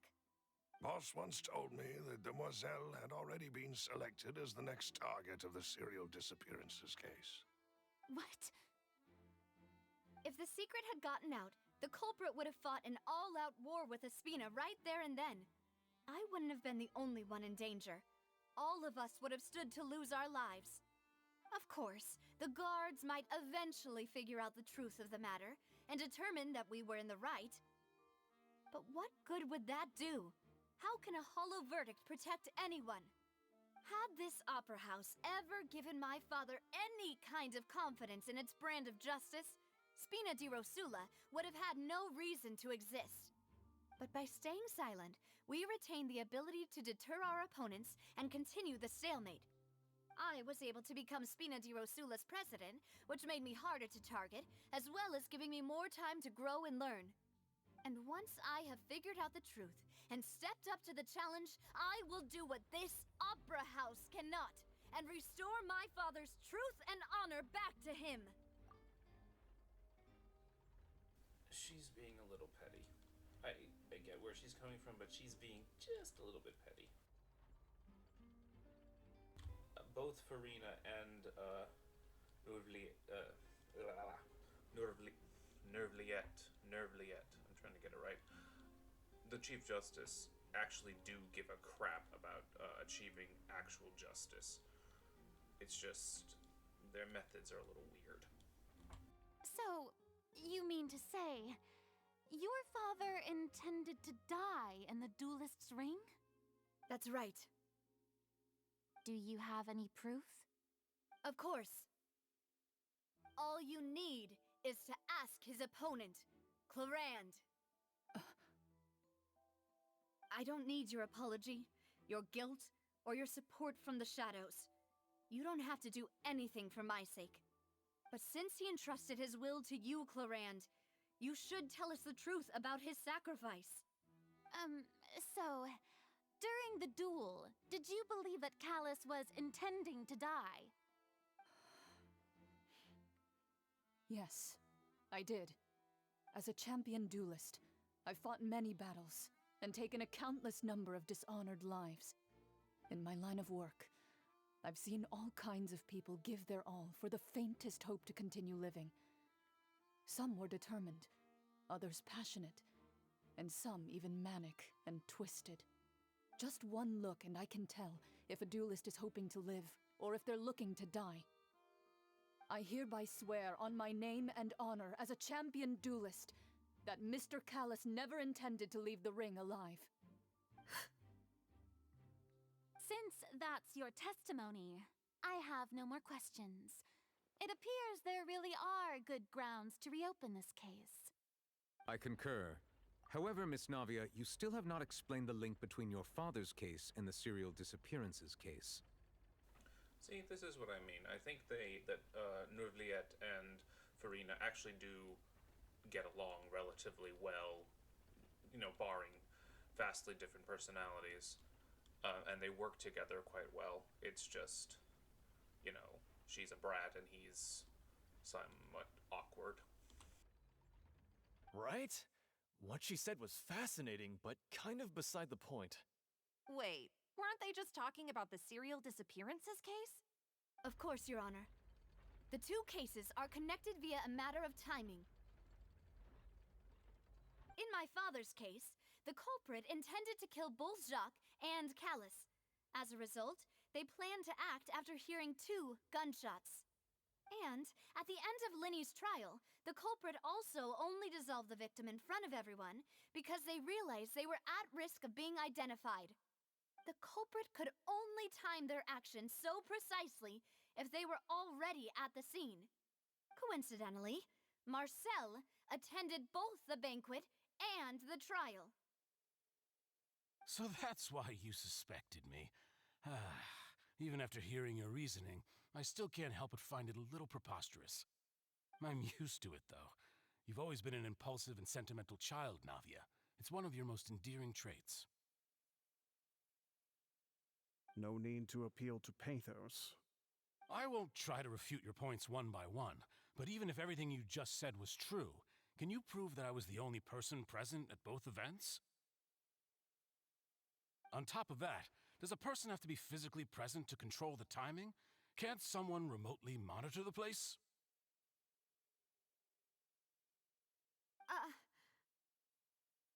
Oof.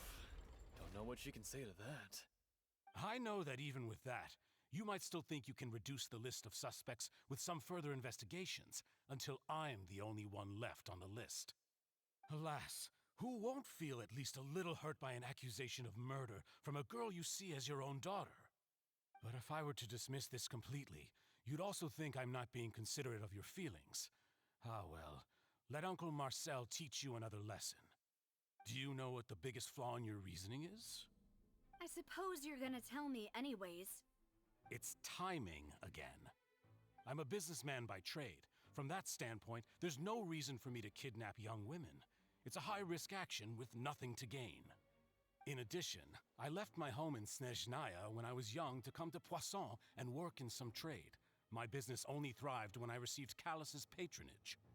But the disappearances began before I ever stepped foot in Fontaine. I do apologize, demoiselle. This was my mistake. No, it's not your fault. I'm sure he had come prepared. Is there anything else you'd like to say? Would you like to check the date of my first business license against the first known case of the serial disappearances? You can also take a look at my border entry records, or ask my friends and family when I left Snezhnaya for the first time. Could those records and testimonies do something to appease the unspeakable anguish in your heart? Seems like she got the wrong guy. At this rate, Navia will be convicted for falsely accusing him. I think you've done a superb job of dissecting your father's feelings as he neared the end of his life. But aren't you going against all of his wishes and expectations right now? He wished for you to become more rational, collected, and conscientious, instead of dwelling only on your own feelings. Once you've learned to be more considerate of others' feelings, and to stop rushing headlong into things, you'd have met most of his expectations. This isn't just about me, and it never has been. The biggest difference between me and the rest of the victims is that I still have the ability to search for the truth, while that same agency has long been taken from them. The people whose families were destroyed by synth abuse, the people who lost their loved ones to the serial disappearances, and the people who suffered tragic ends due to their sense of justice. Many people's images are flashing before my eyes. I'm sure some are coming to those of you in the audience as well. And whose image do you see, Marcel? Is it a man named Vacher? Oh, so you do know that name. I'm merely surprised you'd suddenly say the name of someone I've never even heard of. I was waiting for you to say that.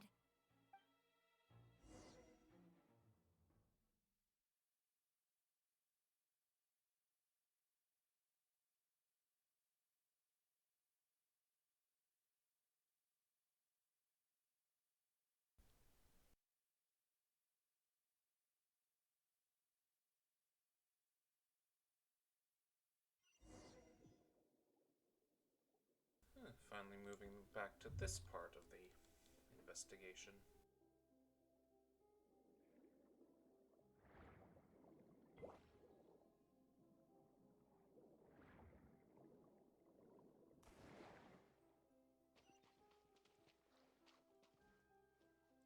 That was kind of cool.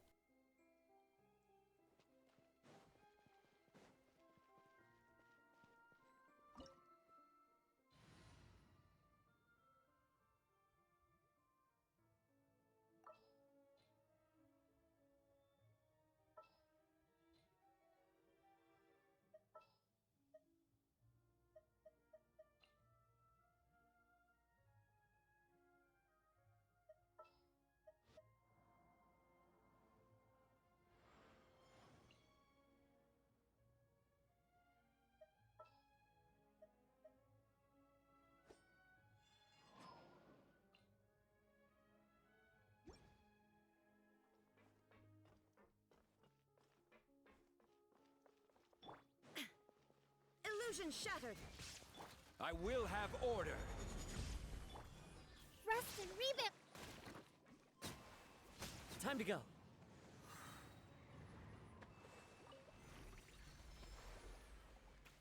Whoa! The floor is going up! Is it because of this mechanism in the middle? That guy really prepared a lot of stuff for this place.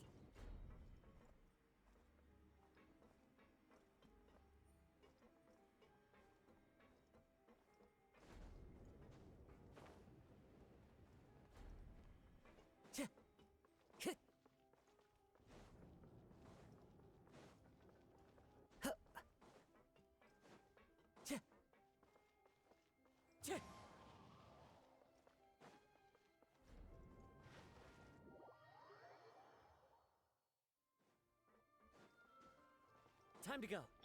Hold the line!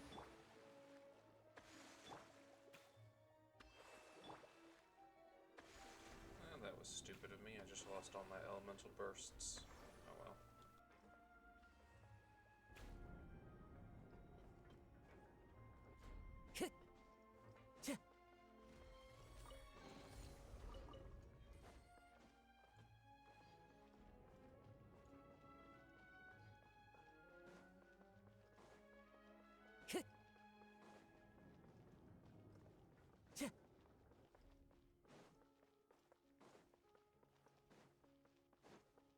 Time to go.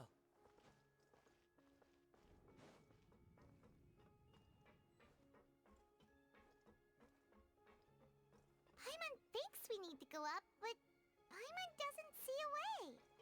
Let's take a look around. Maybe we'll find a hidden mechanism that'll show us the way up.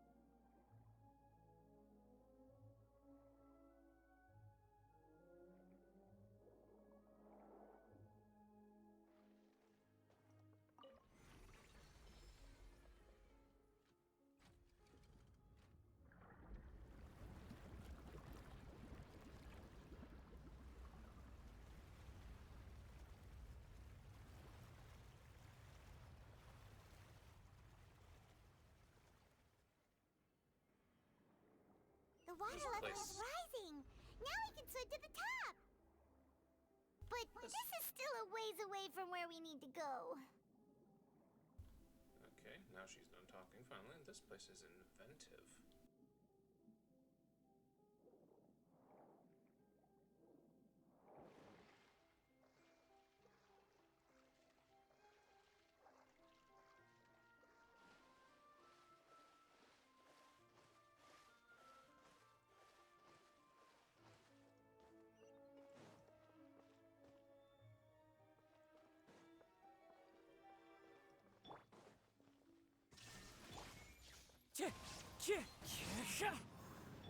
Allow me. Gather! Wind Strider. Shine down.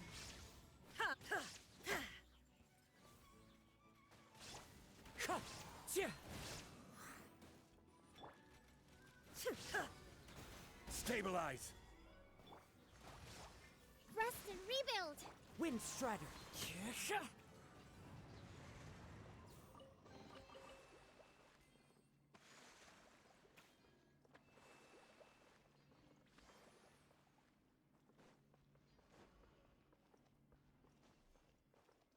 The wind knows me.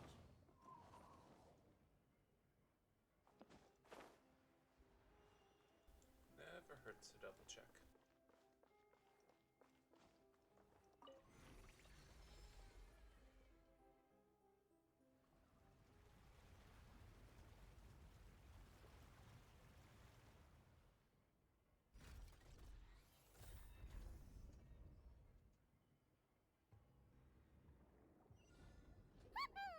Now the path is clear. Let's go.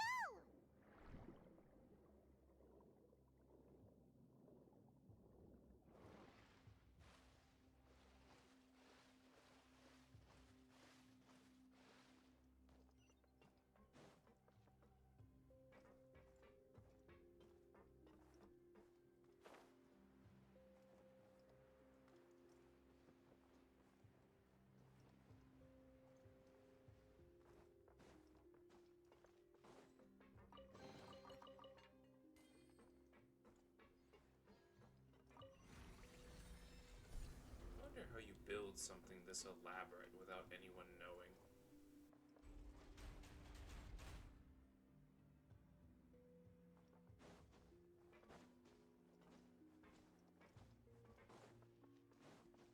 Time to go.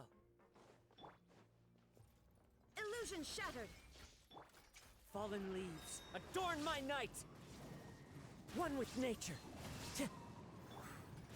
Solidify! This is order! Allow me.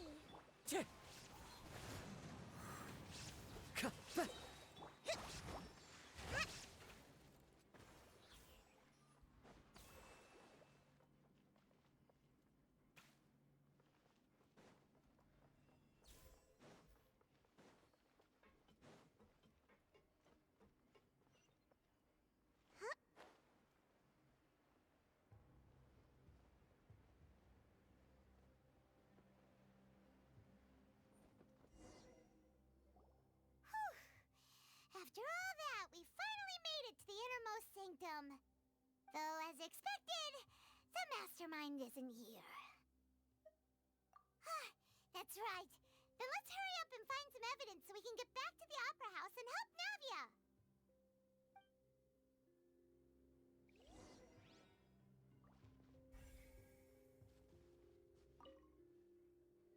What's all this? Aw, it's a bunch of really cute things. Pink accessories, a hair tie, a necklace, even a makeup box. Oh, Paimon sees it too, but why are all these cute things labeled with different girls' names? Huh? You mean the girls from the serial disappearances?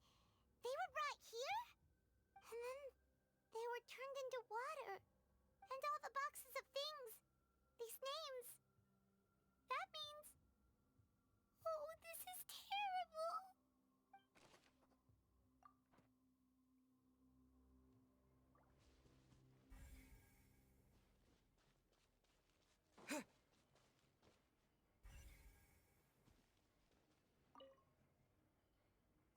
what's written here. Nothing escapes Detective Paimon's eyes. Callus. Navia's father. Oh, this seems to be an investigation report on him.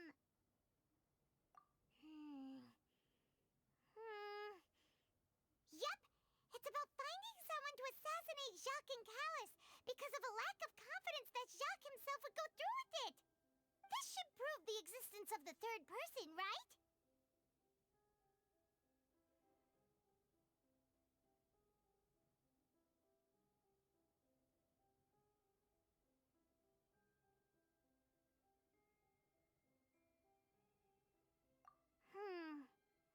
We still have not determined the exact content of the key information Callus has passed on to certain members of his organization.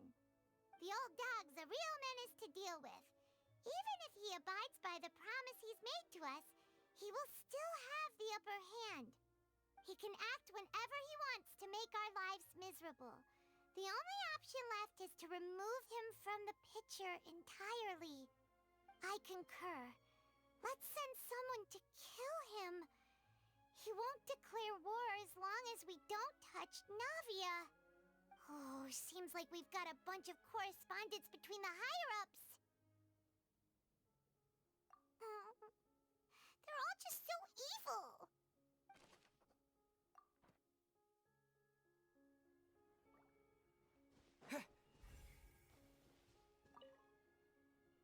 Oh, look!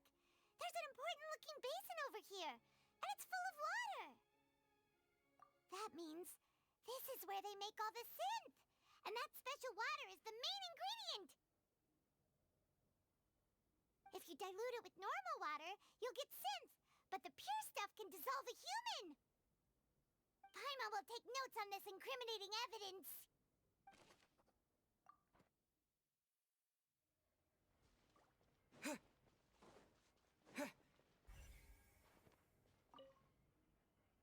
What's this over here? Looks like some kind of place for research. Experiment number 16 aims to verify Jacob Ingold's research conclusions on the primordial sea and use his theory as a foundation to achieve a breakthrough. The experiment was a failure. No individual managed to resurface from the water from the primordial sea. Female specimens 22, 23, and 24 were dissolved. Sorry, Traveler. Paimon will try her best. It's just that Paimon's never read something so scary before. I would not qualify that as scary. I would qualify that as disturbing, sickening, and I hope this guy fries. How can someone write something that terrible in such a matter-of-fact tone? Clearly she hasn't read through Dottore's reports. You read the rest. Paimon's too scared to keep going.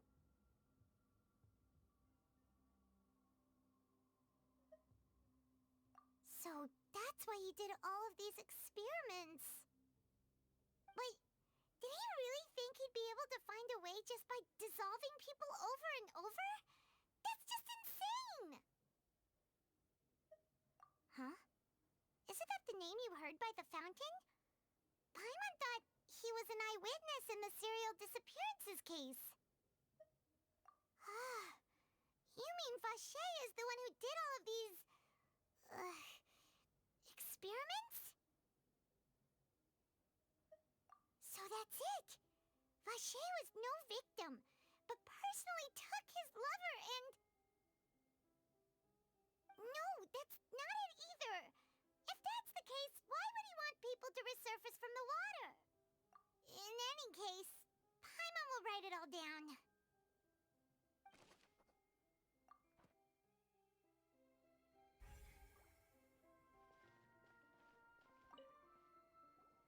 Whoa! There's so much synth here! And so many bottles of ingredients that probably just contain the waters of the primordial sea.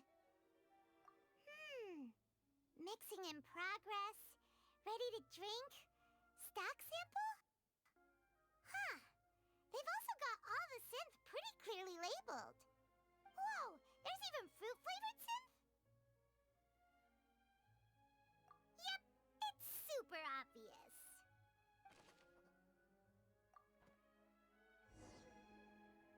We've looked at almost everything here, and it seems like our theories were spot on. But yeah, we haven't found anything that reveals his true identity. No wonder even Neuvillette wasn't able to find anything. Whoever it is probably destroyed everything to do with that name a long time ago. That way, even if we bring all this back to the opera, we won't be able to identify the true culprit. Sure thing. Paimon won't admit defeat to this guy either.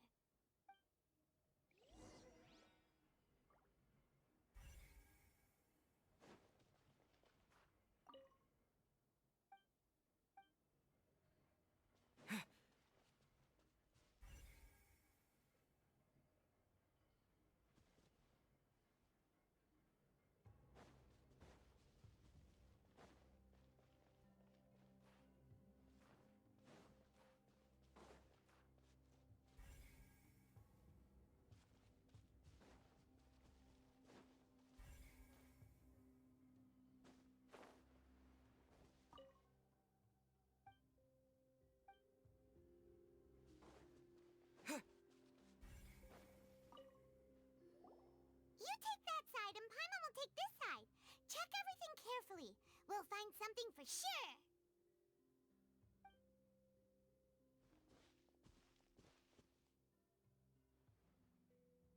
Ugh.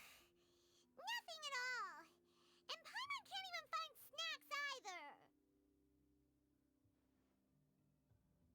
Whoa, really? Let Paimon see. Vinier. Isn't that Vache's lover's name?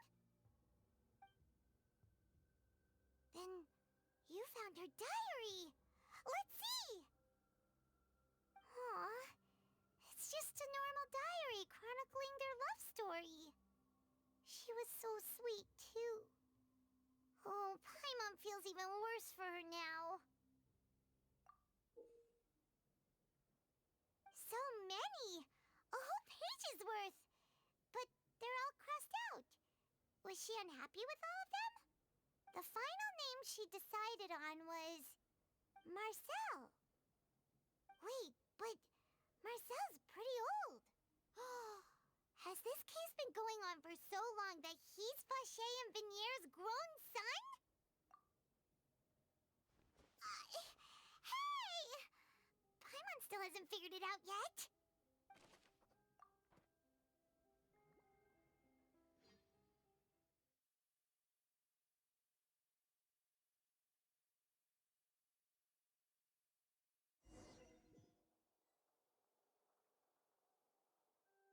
And whose image do you see, Marcel?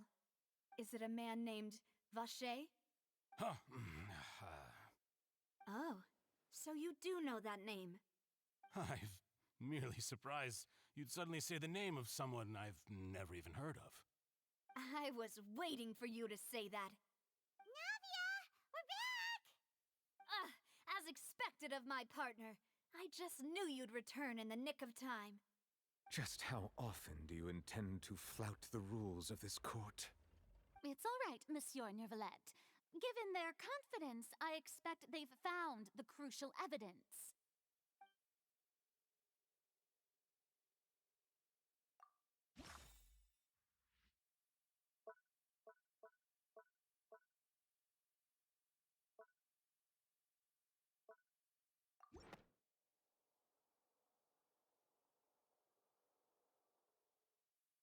But the truth of it, Marcel, is that you've always been Vache. Huh? We've investigated your lair and we already know everything. After your lover, Vinier, was dissolved, you kept abducting young women to experiment on the hopes of bringing her back to you.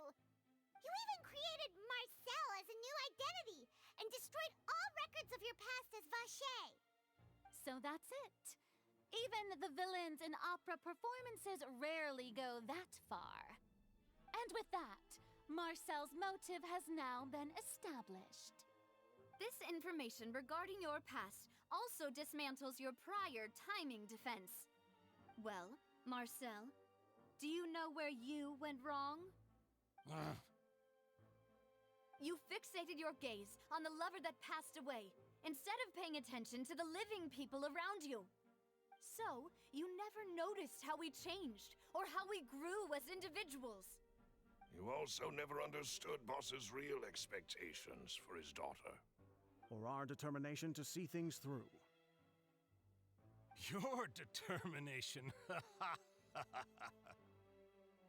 Mr. Marcel, please speak up now if you would like to defend yourself. Otherwise, the trial will move on to the next stage. Do you really think I wanted to do any of this? Pay attention to you? What for? Have you ever paid attention to me? Ever empathized with my pain? Ever known how it feels to watch the love of your life dissolve right in front of your eyes? No one helped me. No one even believed me. All those decades ago, even the officers from the Maison Gardiennage were laughing at me. They said there's no way a human being can turn into water.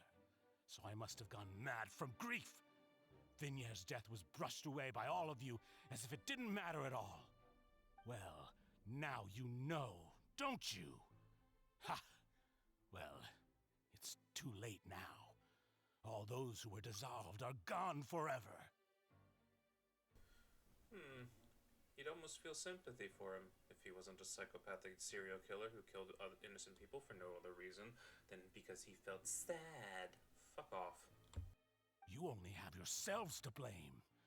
You set up this ornate opera house in pursuit of your so-called justice, your beloved drama, while turning a blind eye to the suffering of the people. Vignier is dead. We promised each other that we would always be together. Wherever she goes, I will follow. But I'm not from this blasted place, so I can't be dissolved, no matter what I do. Hey, is that water from the primordial sea that he's drinking? I can't dissolve! Can't dissolve! Can't dissolve! Do you all see? I can't go! I can't follow. So if I can't go where she is, what choice do I have but to try to bring her back? I did all of that, and in the end, that accursed Callus still got the better of me. I spent my entire life living on pins and needles, only to get stabbed by his idiot daughter at the very end. The suspect is exhibiting signs of mental distress. Guards, please restrain him. Don't touch me! Don't anybody come near me. I still need to save Vignier. A promise. We made a promise. Vignier. Vignier! Please, Vignier. Don't think badly of me. All I want to do is fulfill our promise. At this point, the verdict of this trial is clear. With Mr. Marcel's conviction, the charges against Mr. Tartaglia no longer have any basis. Fine by me. I was in a bad mood, but after a show like that, I'm actually feeling pretty good. Traveler, please submit all the evidence you have collected to the guards, so that I might review and summarize the truth behind the serial disappearances case. The man now known as Marcel was originally named Vacher and worked as an adventurer with his partner and lover Vignier. During an underwater expedition, Vignier accidentally came into contact with water from the primordial sea and was dissolved in front of Vacher as a result. Vacher learned of the primordial water's existence through the work of others and began to kidnap young women for research, with the goal of discovering a method to restore Vignier back to life. To cover his tracks, he invented the new alias of Marcel and began to operate a business in Poisson. During the course of his research, Vacher discovered that a diluted concoction of water from the primordial sea can induce feelings of euphoria and began to manufacture and market synth. However, as he accumulated wealth to fund his continued research and expanded the scope, he came into conflict with Spina di Rosula. After exchanging blows with Spina di Rosula for many years, Vache decided to assassinate their president Callus at a banquet. Although the assassination did not go as Vache expected, he was able to turn Callus into the murder suspect by dissolving the assassin he sent to the scene. And just recently, Vache attempted to frame Linny as the culprit of the serial disappearances case, using a similar method. However, his attempt to frame Linny failed, and the power of water from the primordial sea became public knowledge. This case also exposed enough of Vache's machinations that he was eventually successfully charged in court. Thus concludes the enigmatic history of the serial disappearances case, with the truth revealed to all.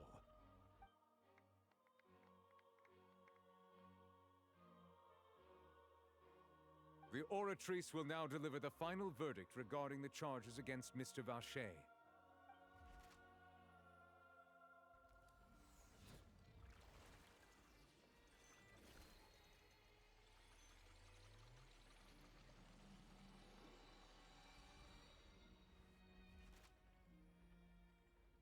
According to the judgment of the Oratrice Mécanique d'Analyse Cardinale, Mr. Vache is guilty.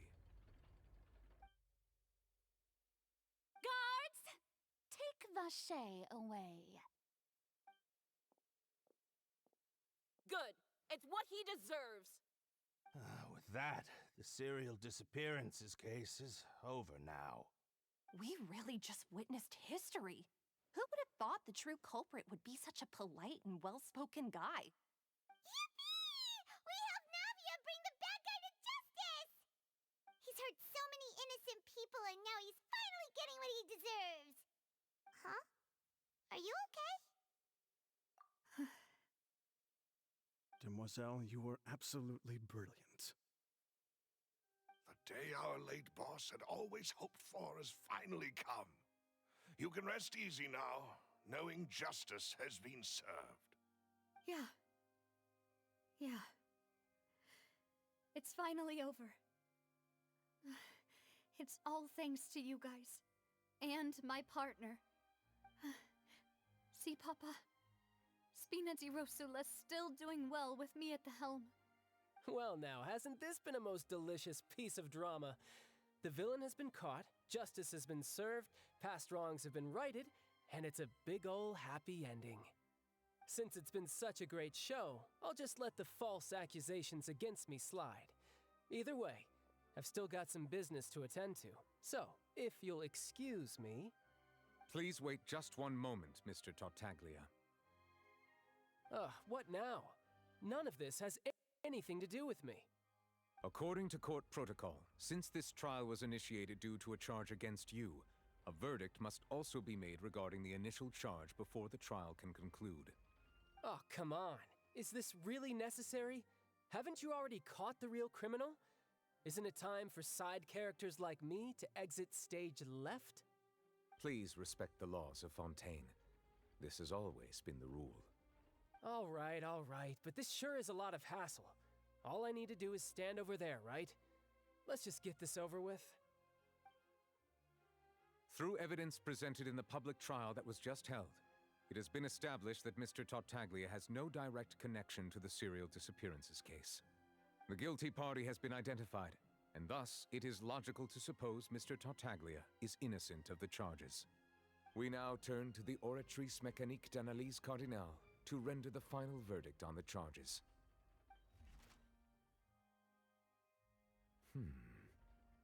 According to the judgment of the Oratrice Mécanique d'Analyse Cardinale, Mr. Tartaglia is guilty.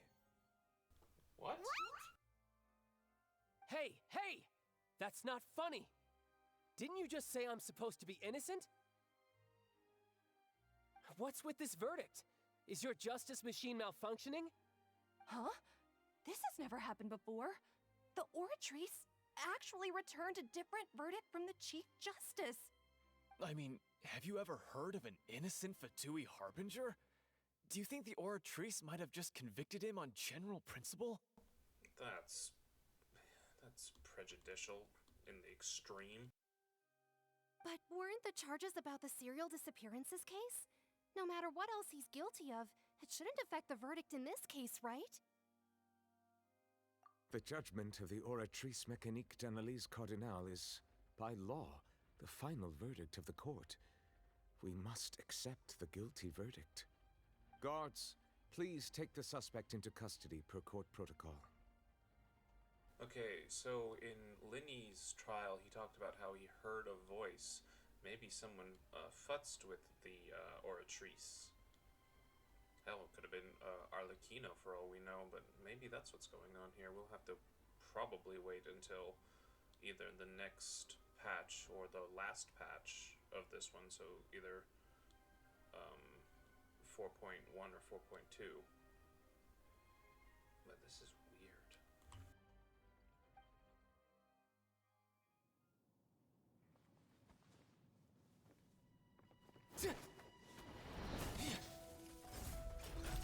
So this is how justice is done in Fontaine. What a joke. You've got your rules. Well, I've got mine too!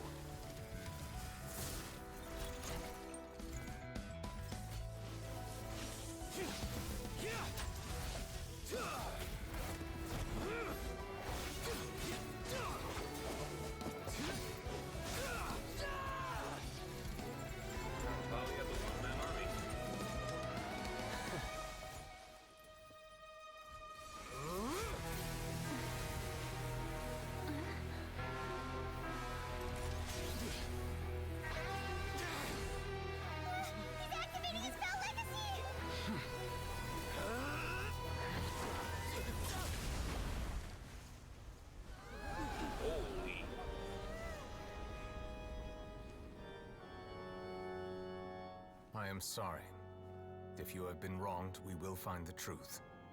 But the rules of the court must be upheld. Big Daddy n'oubliette.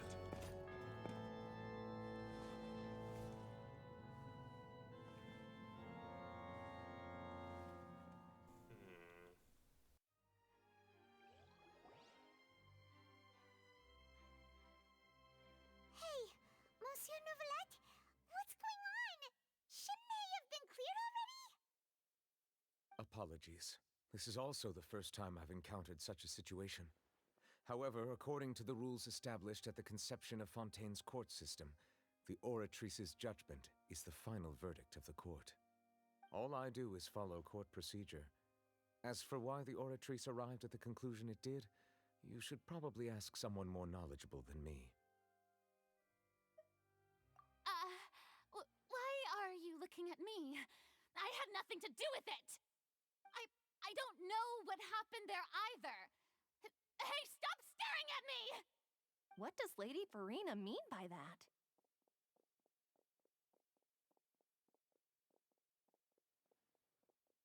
She says she has no idea either, but that's impossible. Didn't she create the Oratrice herself? Yeah, so are the verdicts reliable or not? Can results like this really be called justice?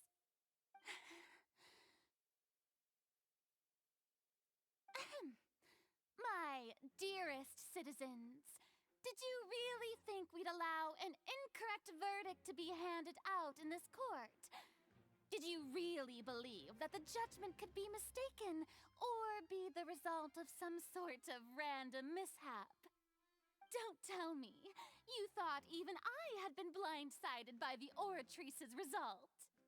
But the way she looked just now, it was pretty obvious she had no idea what was going on. However, given the state of things, I shall give you an explanation.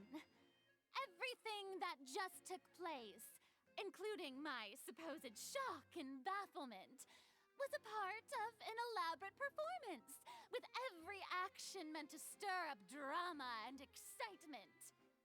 And, of course, for every performance, there is a script. Everything has unfolded exactly as I expected from the very beginning. As the embodiment of the very concept of justice, the Oratrice shall never render an arbitrary judgment! If you thought Child had nothing to do with the serial disappearances case, it is only because you've been blinded by the superficial appearance of innocence. Everything he's done, not to mention the danger he poses, are beyond ordinary comprehension and completely unforgivable! All shall be revealed in time. You will come to understand my noble intentions, as well as the absolute correctness of the oratrice's verdict.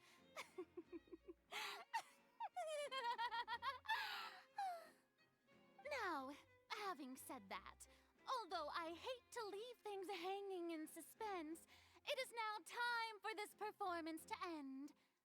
As the lead actress, I shall be the first to take my leave. Toodaloo! So she chose to make her escape after all, did she? She did a pretty decent job of trying to save face, I'll give her that. But from what we've seen of her more personal personality, yeah, that sounds stupid, her inner personality, her true self, she's probably going to go investigate what the fuck just happened. So you're saying we shouldn't put much stock into what she just said? She probably just put on that performance to save face. As for the truth, it's unlikely that she actually has any idea. However, please be assured that I will continue to investigate this case in a personal capacity. Just as I promised, if the judgment has been incorrect, we will do our utmost to clear his name. All right. Even though we feel pretty badly for him, we'll take your word for it for now. After all, he's done plenty of bad stuff, so he should have known he'd go to prison someday, right? Yeah, but you can't send him to prison for a crime he didn't commit just because he deserves to go to prison for crimes he did commit. That's a little... well, no, you shouldn't. I know that it seems like it would be justified, but no, you shouldn't. Oh, Monsieur Neuvillette! That power you showed when you took him down. Who are you really? I'm the Chief Justice of Fontaine, of course. If officers of the law lack the strength and capability to enforce it, then it makes a mockery of justice. Authority equals ass-kicking, party of one?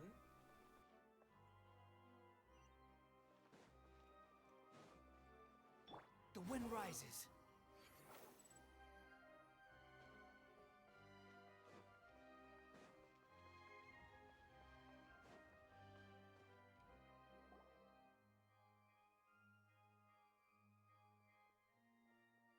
Hey, what are you doing? Quick, stop him! Traveler! Hey! Traveler! Marcel! What are you doing over here? They don't have handcuffs or restraints? Or a straitjacket? Stop resisting arrest! Cease, or we'll add another charge to the list! No, wait! I just want to ask the Traveler something. I'm not looking to run away. Please, just let me ask this one small thing. Go on. Thank you. I was being led away when I finally realized something. Where did you first hear the name Vacher? I erased all records of that name. So, unless... Are you still trying to prove your innocence? Give it up. You've already been convicted. Really? You did? You're sure? You met her? But how could that be? How did you manage to do it? The Fountain of Lucine? Then she's been so close to me all along. And I just never... Please give me a chance to talk to her again. Just let the Traveler take me to the fountain to see her one last time. This is the last request I'll ever make in my life. You can do whatever you want to me afterwards. I don't care. What?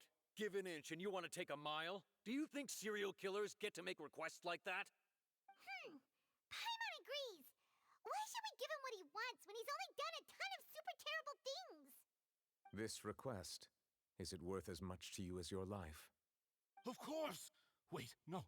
It's worth even more than my life. Humans. Will they betray the instinct to live just to satisfy spiritual needs? Well, way to hint that you're not human. Very well. I will grant your request. You know, as if the eyes and the ears didn't already give it away. Your Honor, I fear that... I will go with him. You do not need to worry about any escape. In that case, I shall leave him in your most capable hands, Chief Justice. Thank you. Thank you, Your Honor.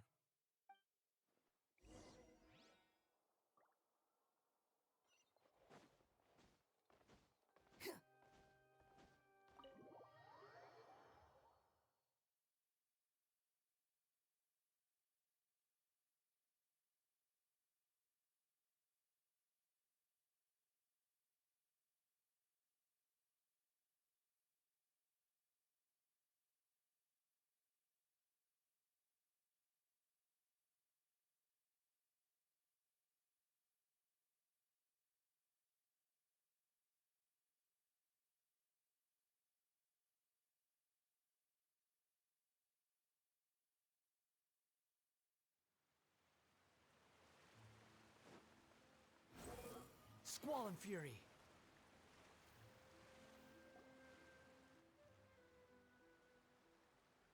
Is this the place? You said she's here, but what do I need to do to see her? Yeah, and even Paimon could hear her after drinking that thing. Didn't you just drink a lot of it on the stage as well? Oh, in that case... Vache! Ah! Yes, that's it! So you heard it too! Vinier, it's me! It's me, Vache! Vache? Vache! I'm here! I'm here! Where are you, Vinier? I'm coming for you. I'm finally here for you. Hey, wait! Be careful! Hey, wait!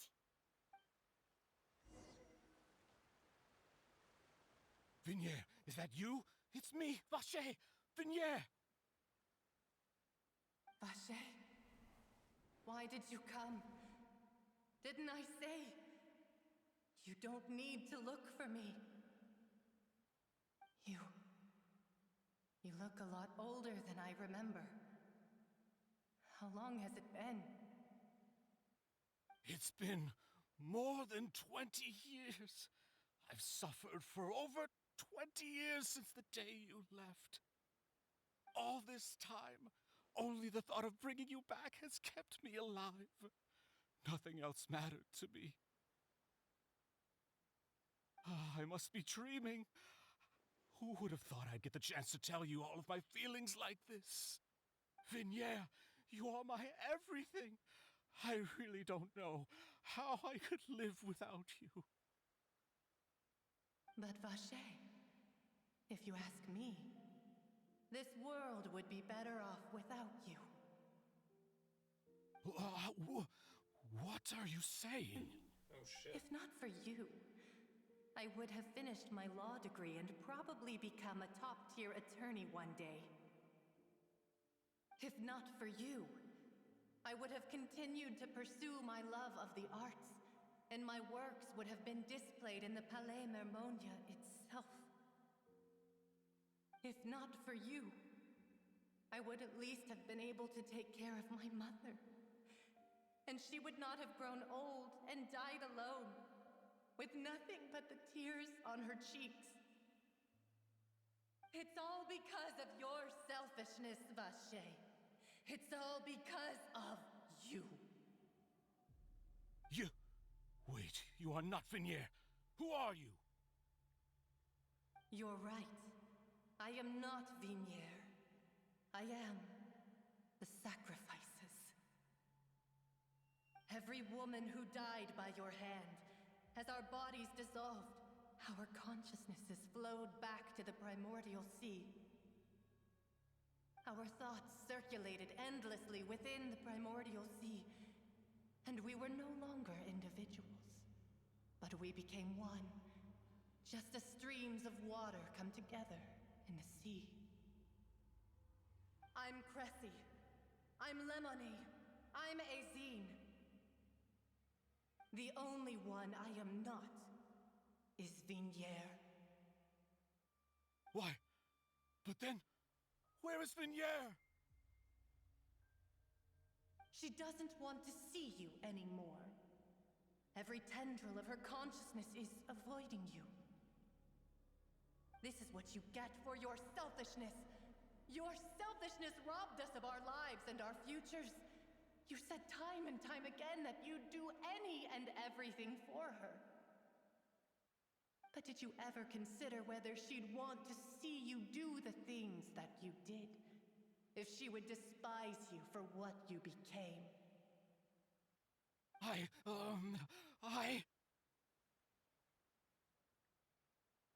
You are a liar, a heartless murderer, and a cowardly narcissist.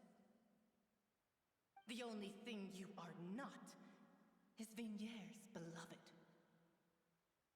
From the moment your first victim died and her consciousness merged with Vignier's, she has had nothing but pure hatred for you. Wow. This Oceanid is harsh. Not that I'm, complaining or disagree with her, but damn.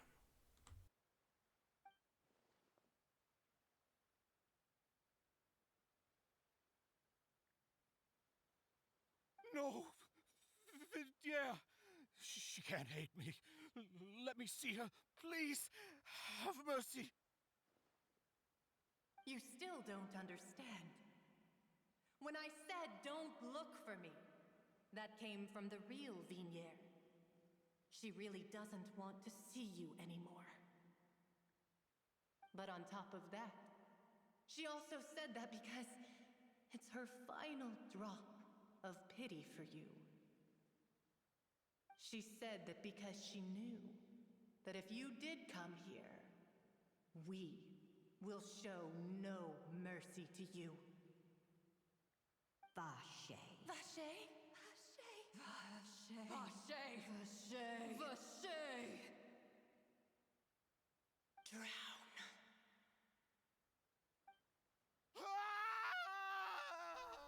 Holy shit. This is so dark. I mean, it's awesome, but God, this is dark.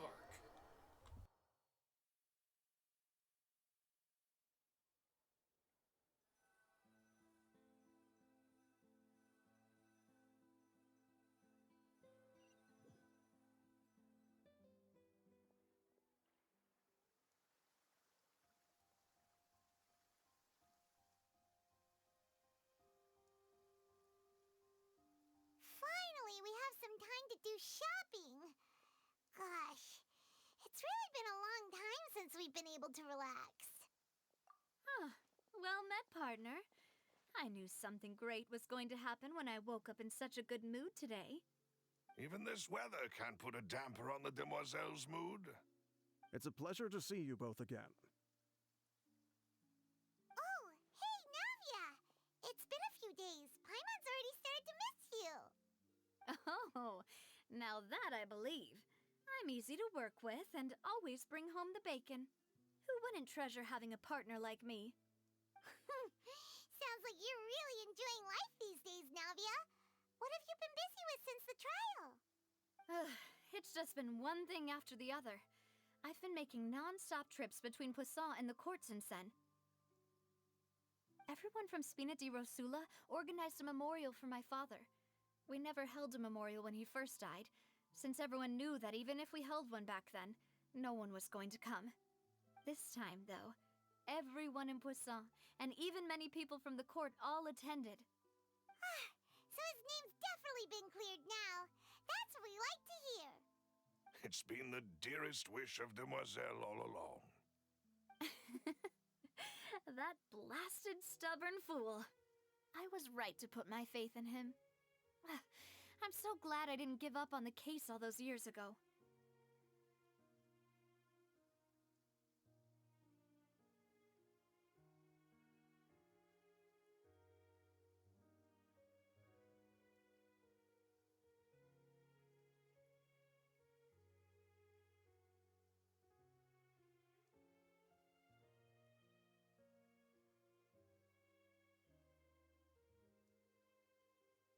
Oh, by the way, I ran into Charlotte just after I left the memorial service. Well, maybe it'd be more accurate to say I knew she would be there, and there was no way she'd just let me go. Huh? So you know Charlotte too? The Charlotte? Journalist from the Steambird? Yeah, way back when I first became the president of the Spina di Rosula, she was all over me. Wouldn't take no for an answer. I believe the story was called The True Heart of Darkness, Secret Tales of the Yellow Rose. To be fair, though, it was a really flattering feature. So, we've been on pretty good terms ever since. She was trying to lean on our friendship to get me to do an exclusive piece on the serial disappearances case. Oh yeah, she told us about that. She's always been super interested in that case, so now her wish has finally come true too. Anyway, I told her to make sure that when she writes about you guys entering the opera house with the critical evidence, that you both sound really cool. Now that's another thing to look forward to. We trust Charlotte's skills with a pen for sure. Oh, and in other news, I also took Clarand out for a meal. Oh, are you two on better terms now?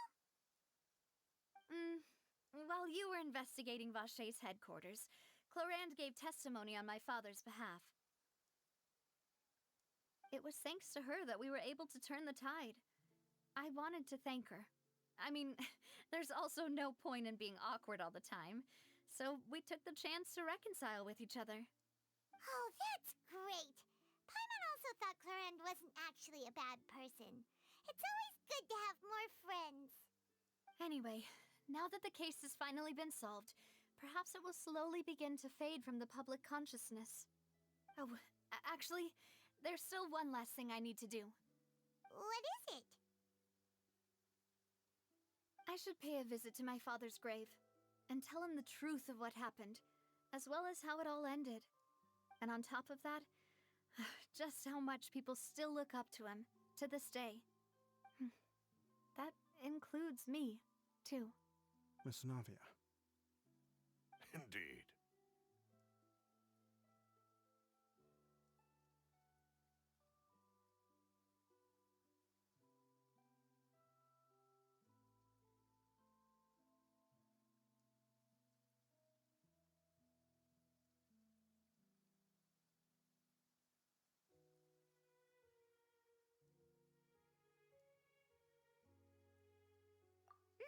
We want to go too! We also think Callus is a really admirable person.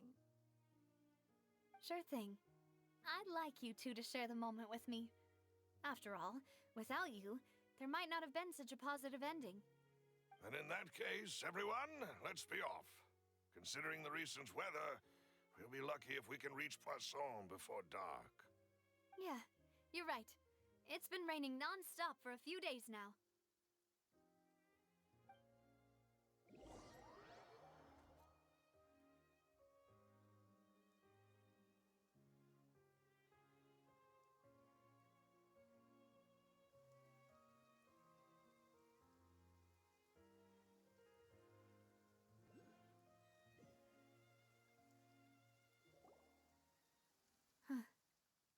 This is where my father's grave is. To be perfectly honest, even I haven't been back here for a long time. Huh? There's someone there already. Wait. That figure. It can't be... Isn't that Neuvillette? Why would the Chief Justice be here? Huh? Navia?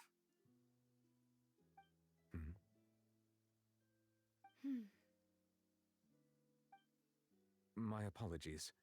I should have asked before coming to pay my respects. Don't say that. Sorry about that. Oh, I was trying to say there's no need for you to apologize. I wanted to show my father how much I've grown, but still, I doubt I've grown to the point that even the Chief Justice would feel compelled to apologize to me over and over. In that case, I will stop apologizing for now. You really could use some pointers on understanding human emotions, Monsieur Neuvillette. In any case, Why did you come to Poisson? Well, ever since that day, I've been turning a question over and over in my head. Just what is justice anyway? There was once a time when I didn't want to believe that there could be anything more important to humans than life itself. Oh, rather than that, it's probably more truthful to say I didn't believe humans were capable of resisting the most basic instinct of living things. That they could rebel against their own nature, or consider certain things to be more important than their own lives. Which is also why I didn't stop your father from beginning that fateful duel. I believed that a truly innocent man would never throw away his life like that. That there was nothing, should have been nothing more important than one's own continued survival. But Mr. Callus proved me utterly and decisively wrong. If not for his sacrifice, the serial disappearances case would have remained unsolved to this day. Mr. Callus made the choice he did for his daughter, for his associates, and for many people completely unrelated to him. And in the end, from a certain perspective, one could say that he did it all for the sake of justice. A justice that's higher than life itself. So, you asked me why I came here. I just wanted to say my apologies to Mr. Callus in person. I should have noticed all of this much sooner. This regret has filled me with a sadness that has haunted me for days. That high and mighty chair in the opera Epiclese indeed insulates one from many important things. Spina di Rosula, thank you so much for your hard work and perseverance. I'm sorry for being mad at you before. So, you're actually one of those types that's cold on the outside, but pretty thoughtful on the inside, huh? That reminds me of Silver, one of my guys. Sorry about that. Self-expression is not one of my strong suits. Didn't I just say you don't need to apologize? Ah, so Navia and Neuvillette seem to have made their peace as well. Let's not disturb them for now. We can wait till after they're done.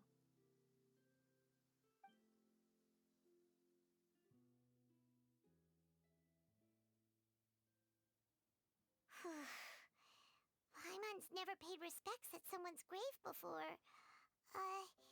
Did Paimon do anything rude there? Huh? Oh, Paimon didn't know that was a thing. But Paimon doesn't know what she would do if she can't fly.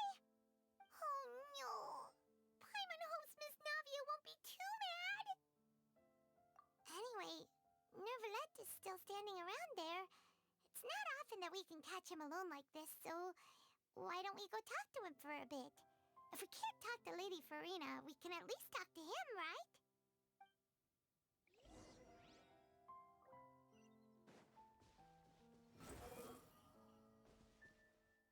Is this the question and answer portion? Oh, it's you two. Did Miss Navia invite you to come pay your respects to her father? Mm-hmm. We ran into Navia on the streets today, so we just followed her here. I see, I see. Then is there something that I can help you with? Well, it's pretty hard to run into you like this since you're usually super busy. So we figured we could try to ask you a few questions, if that's okay. Please feel free. Though outsiders, you helped us solve one of the greatest mysteries in Fontaine, and it would be my pleasure to return the favor. So, at court, the bad guys referred to that special water as water from the primordial sea, but what is it really? Truthfully, that name is already quite accurate. I can only surmise that Vacher and his ilk only learned of its nature and existence after extensive research. There used to be a special sea on the surface of this planet. The nature of its seawater was rather different from that of the sea we know today. Most of Tevat's life forms were first born in that special sea. You could say it nurtured much of the life on this planet. Huh. So it really was where everything began. It makes sense to call it primordial then. But today, the primordial sea no longer exists on the planet's surface. What Vache discovered must have been some kind of special case, or a remnant from a truly ancient age. Huh. So that's how it is.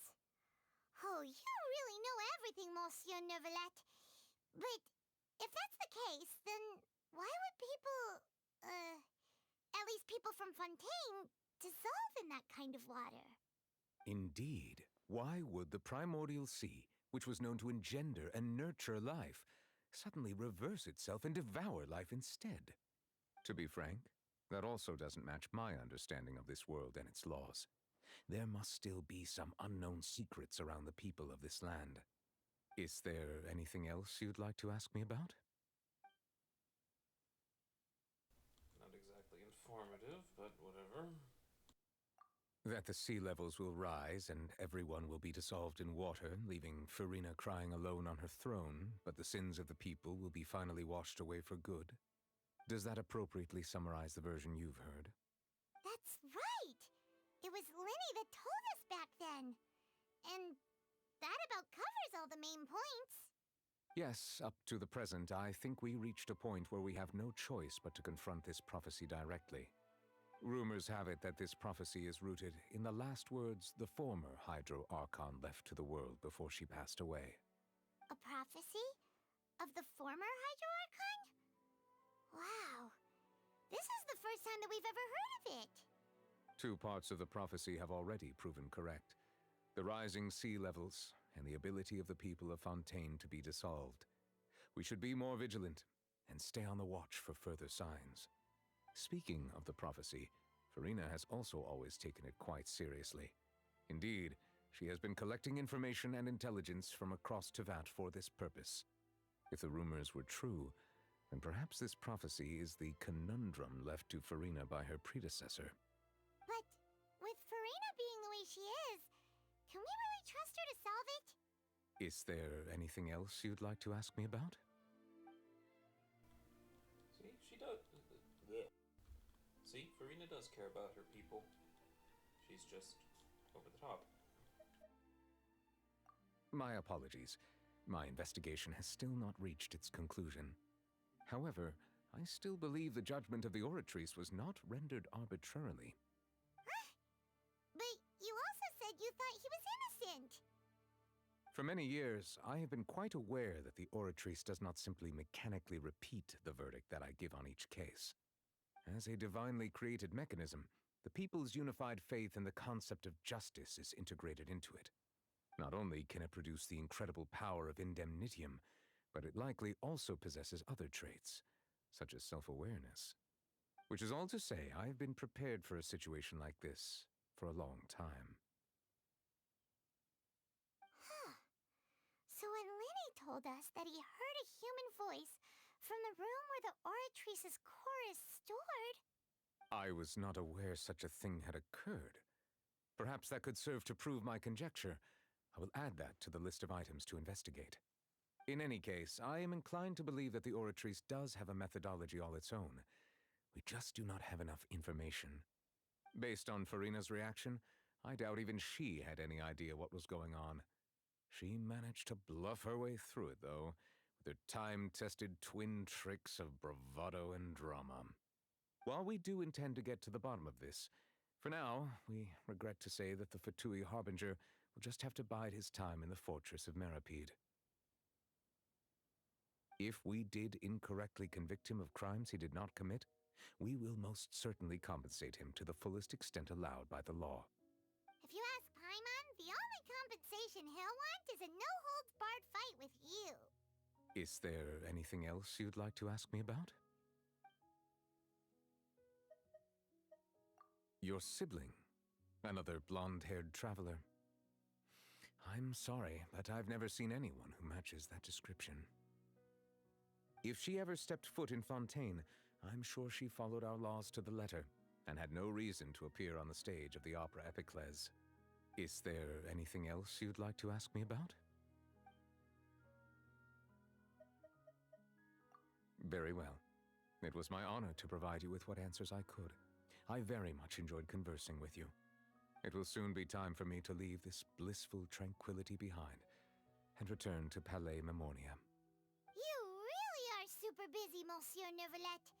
Paimon thought you only came here to pay your respects today because you had the day off. Crime and villainy do not have the day off, and so justice must work around the clock as well. This is merely the nature of a justice's work. All right. You've got a point. Huh? Paimon just noticed that the rain has stopped.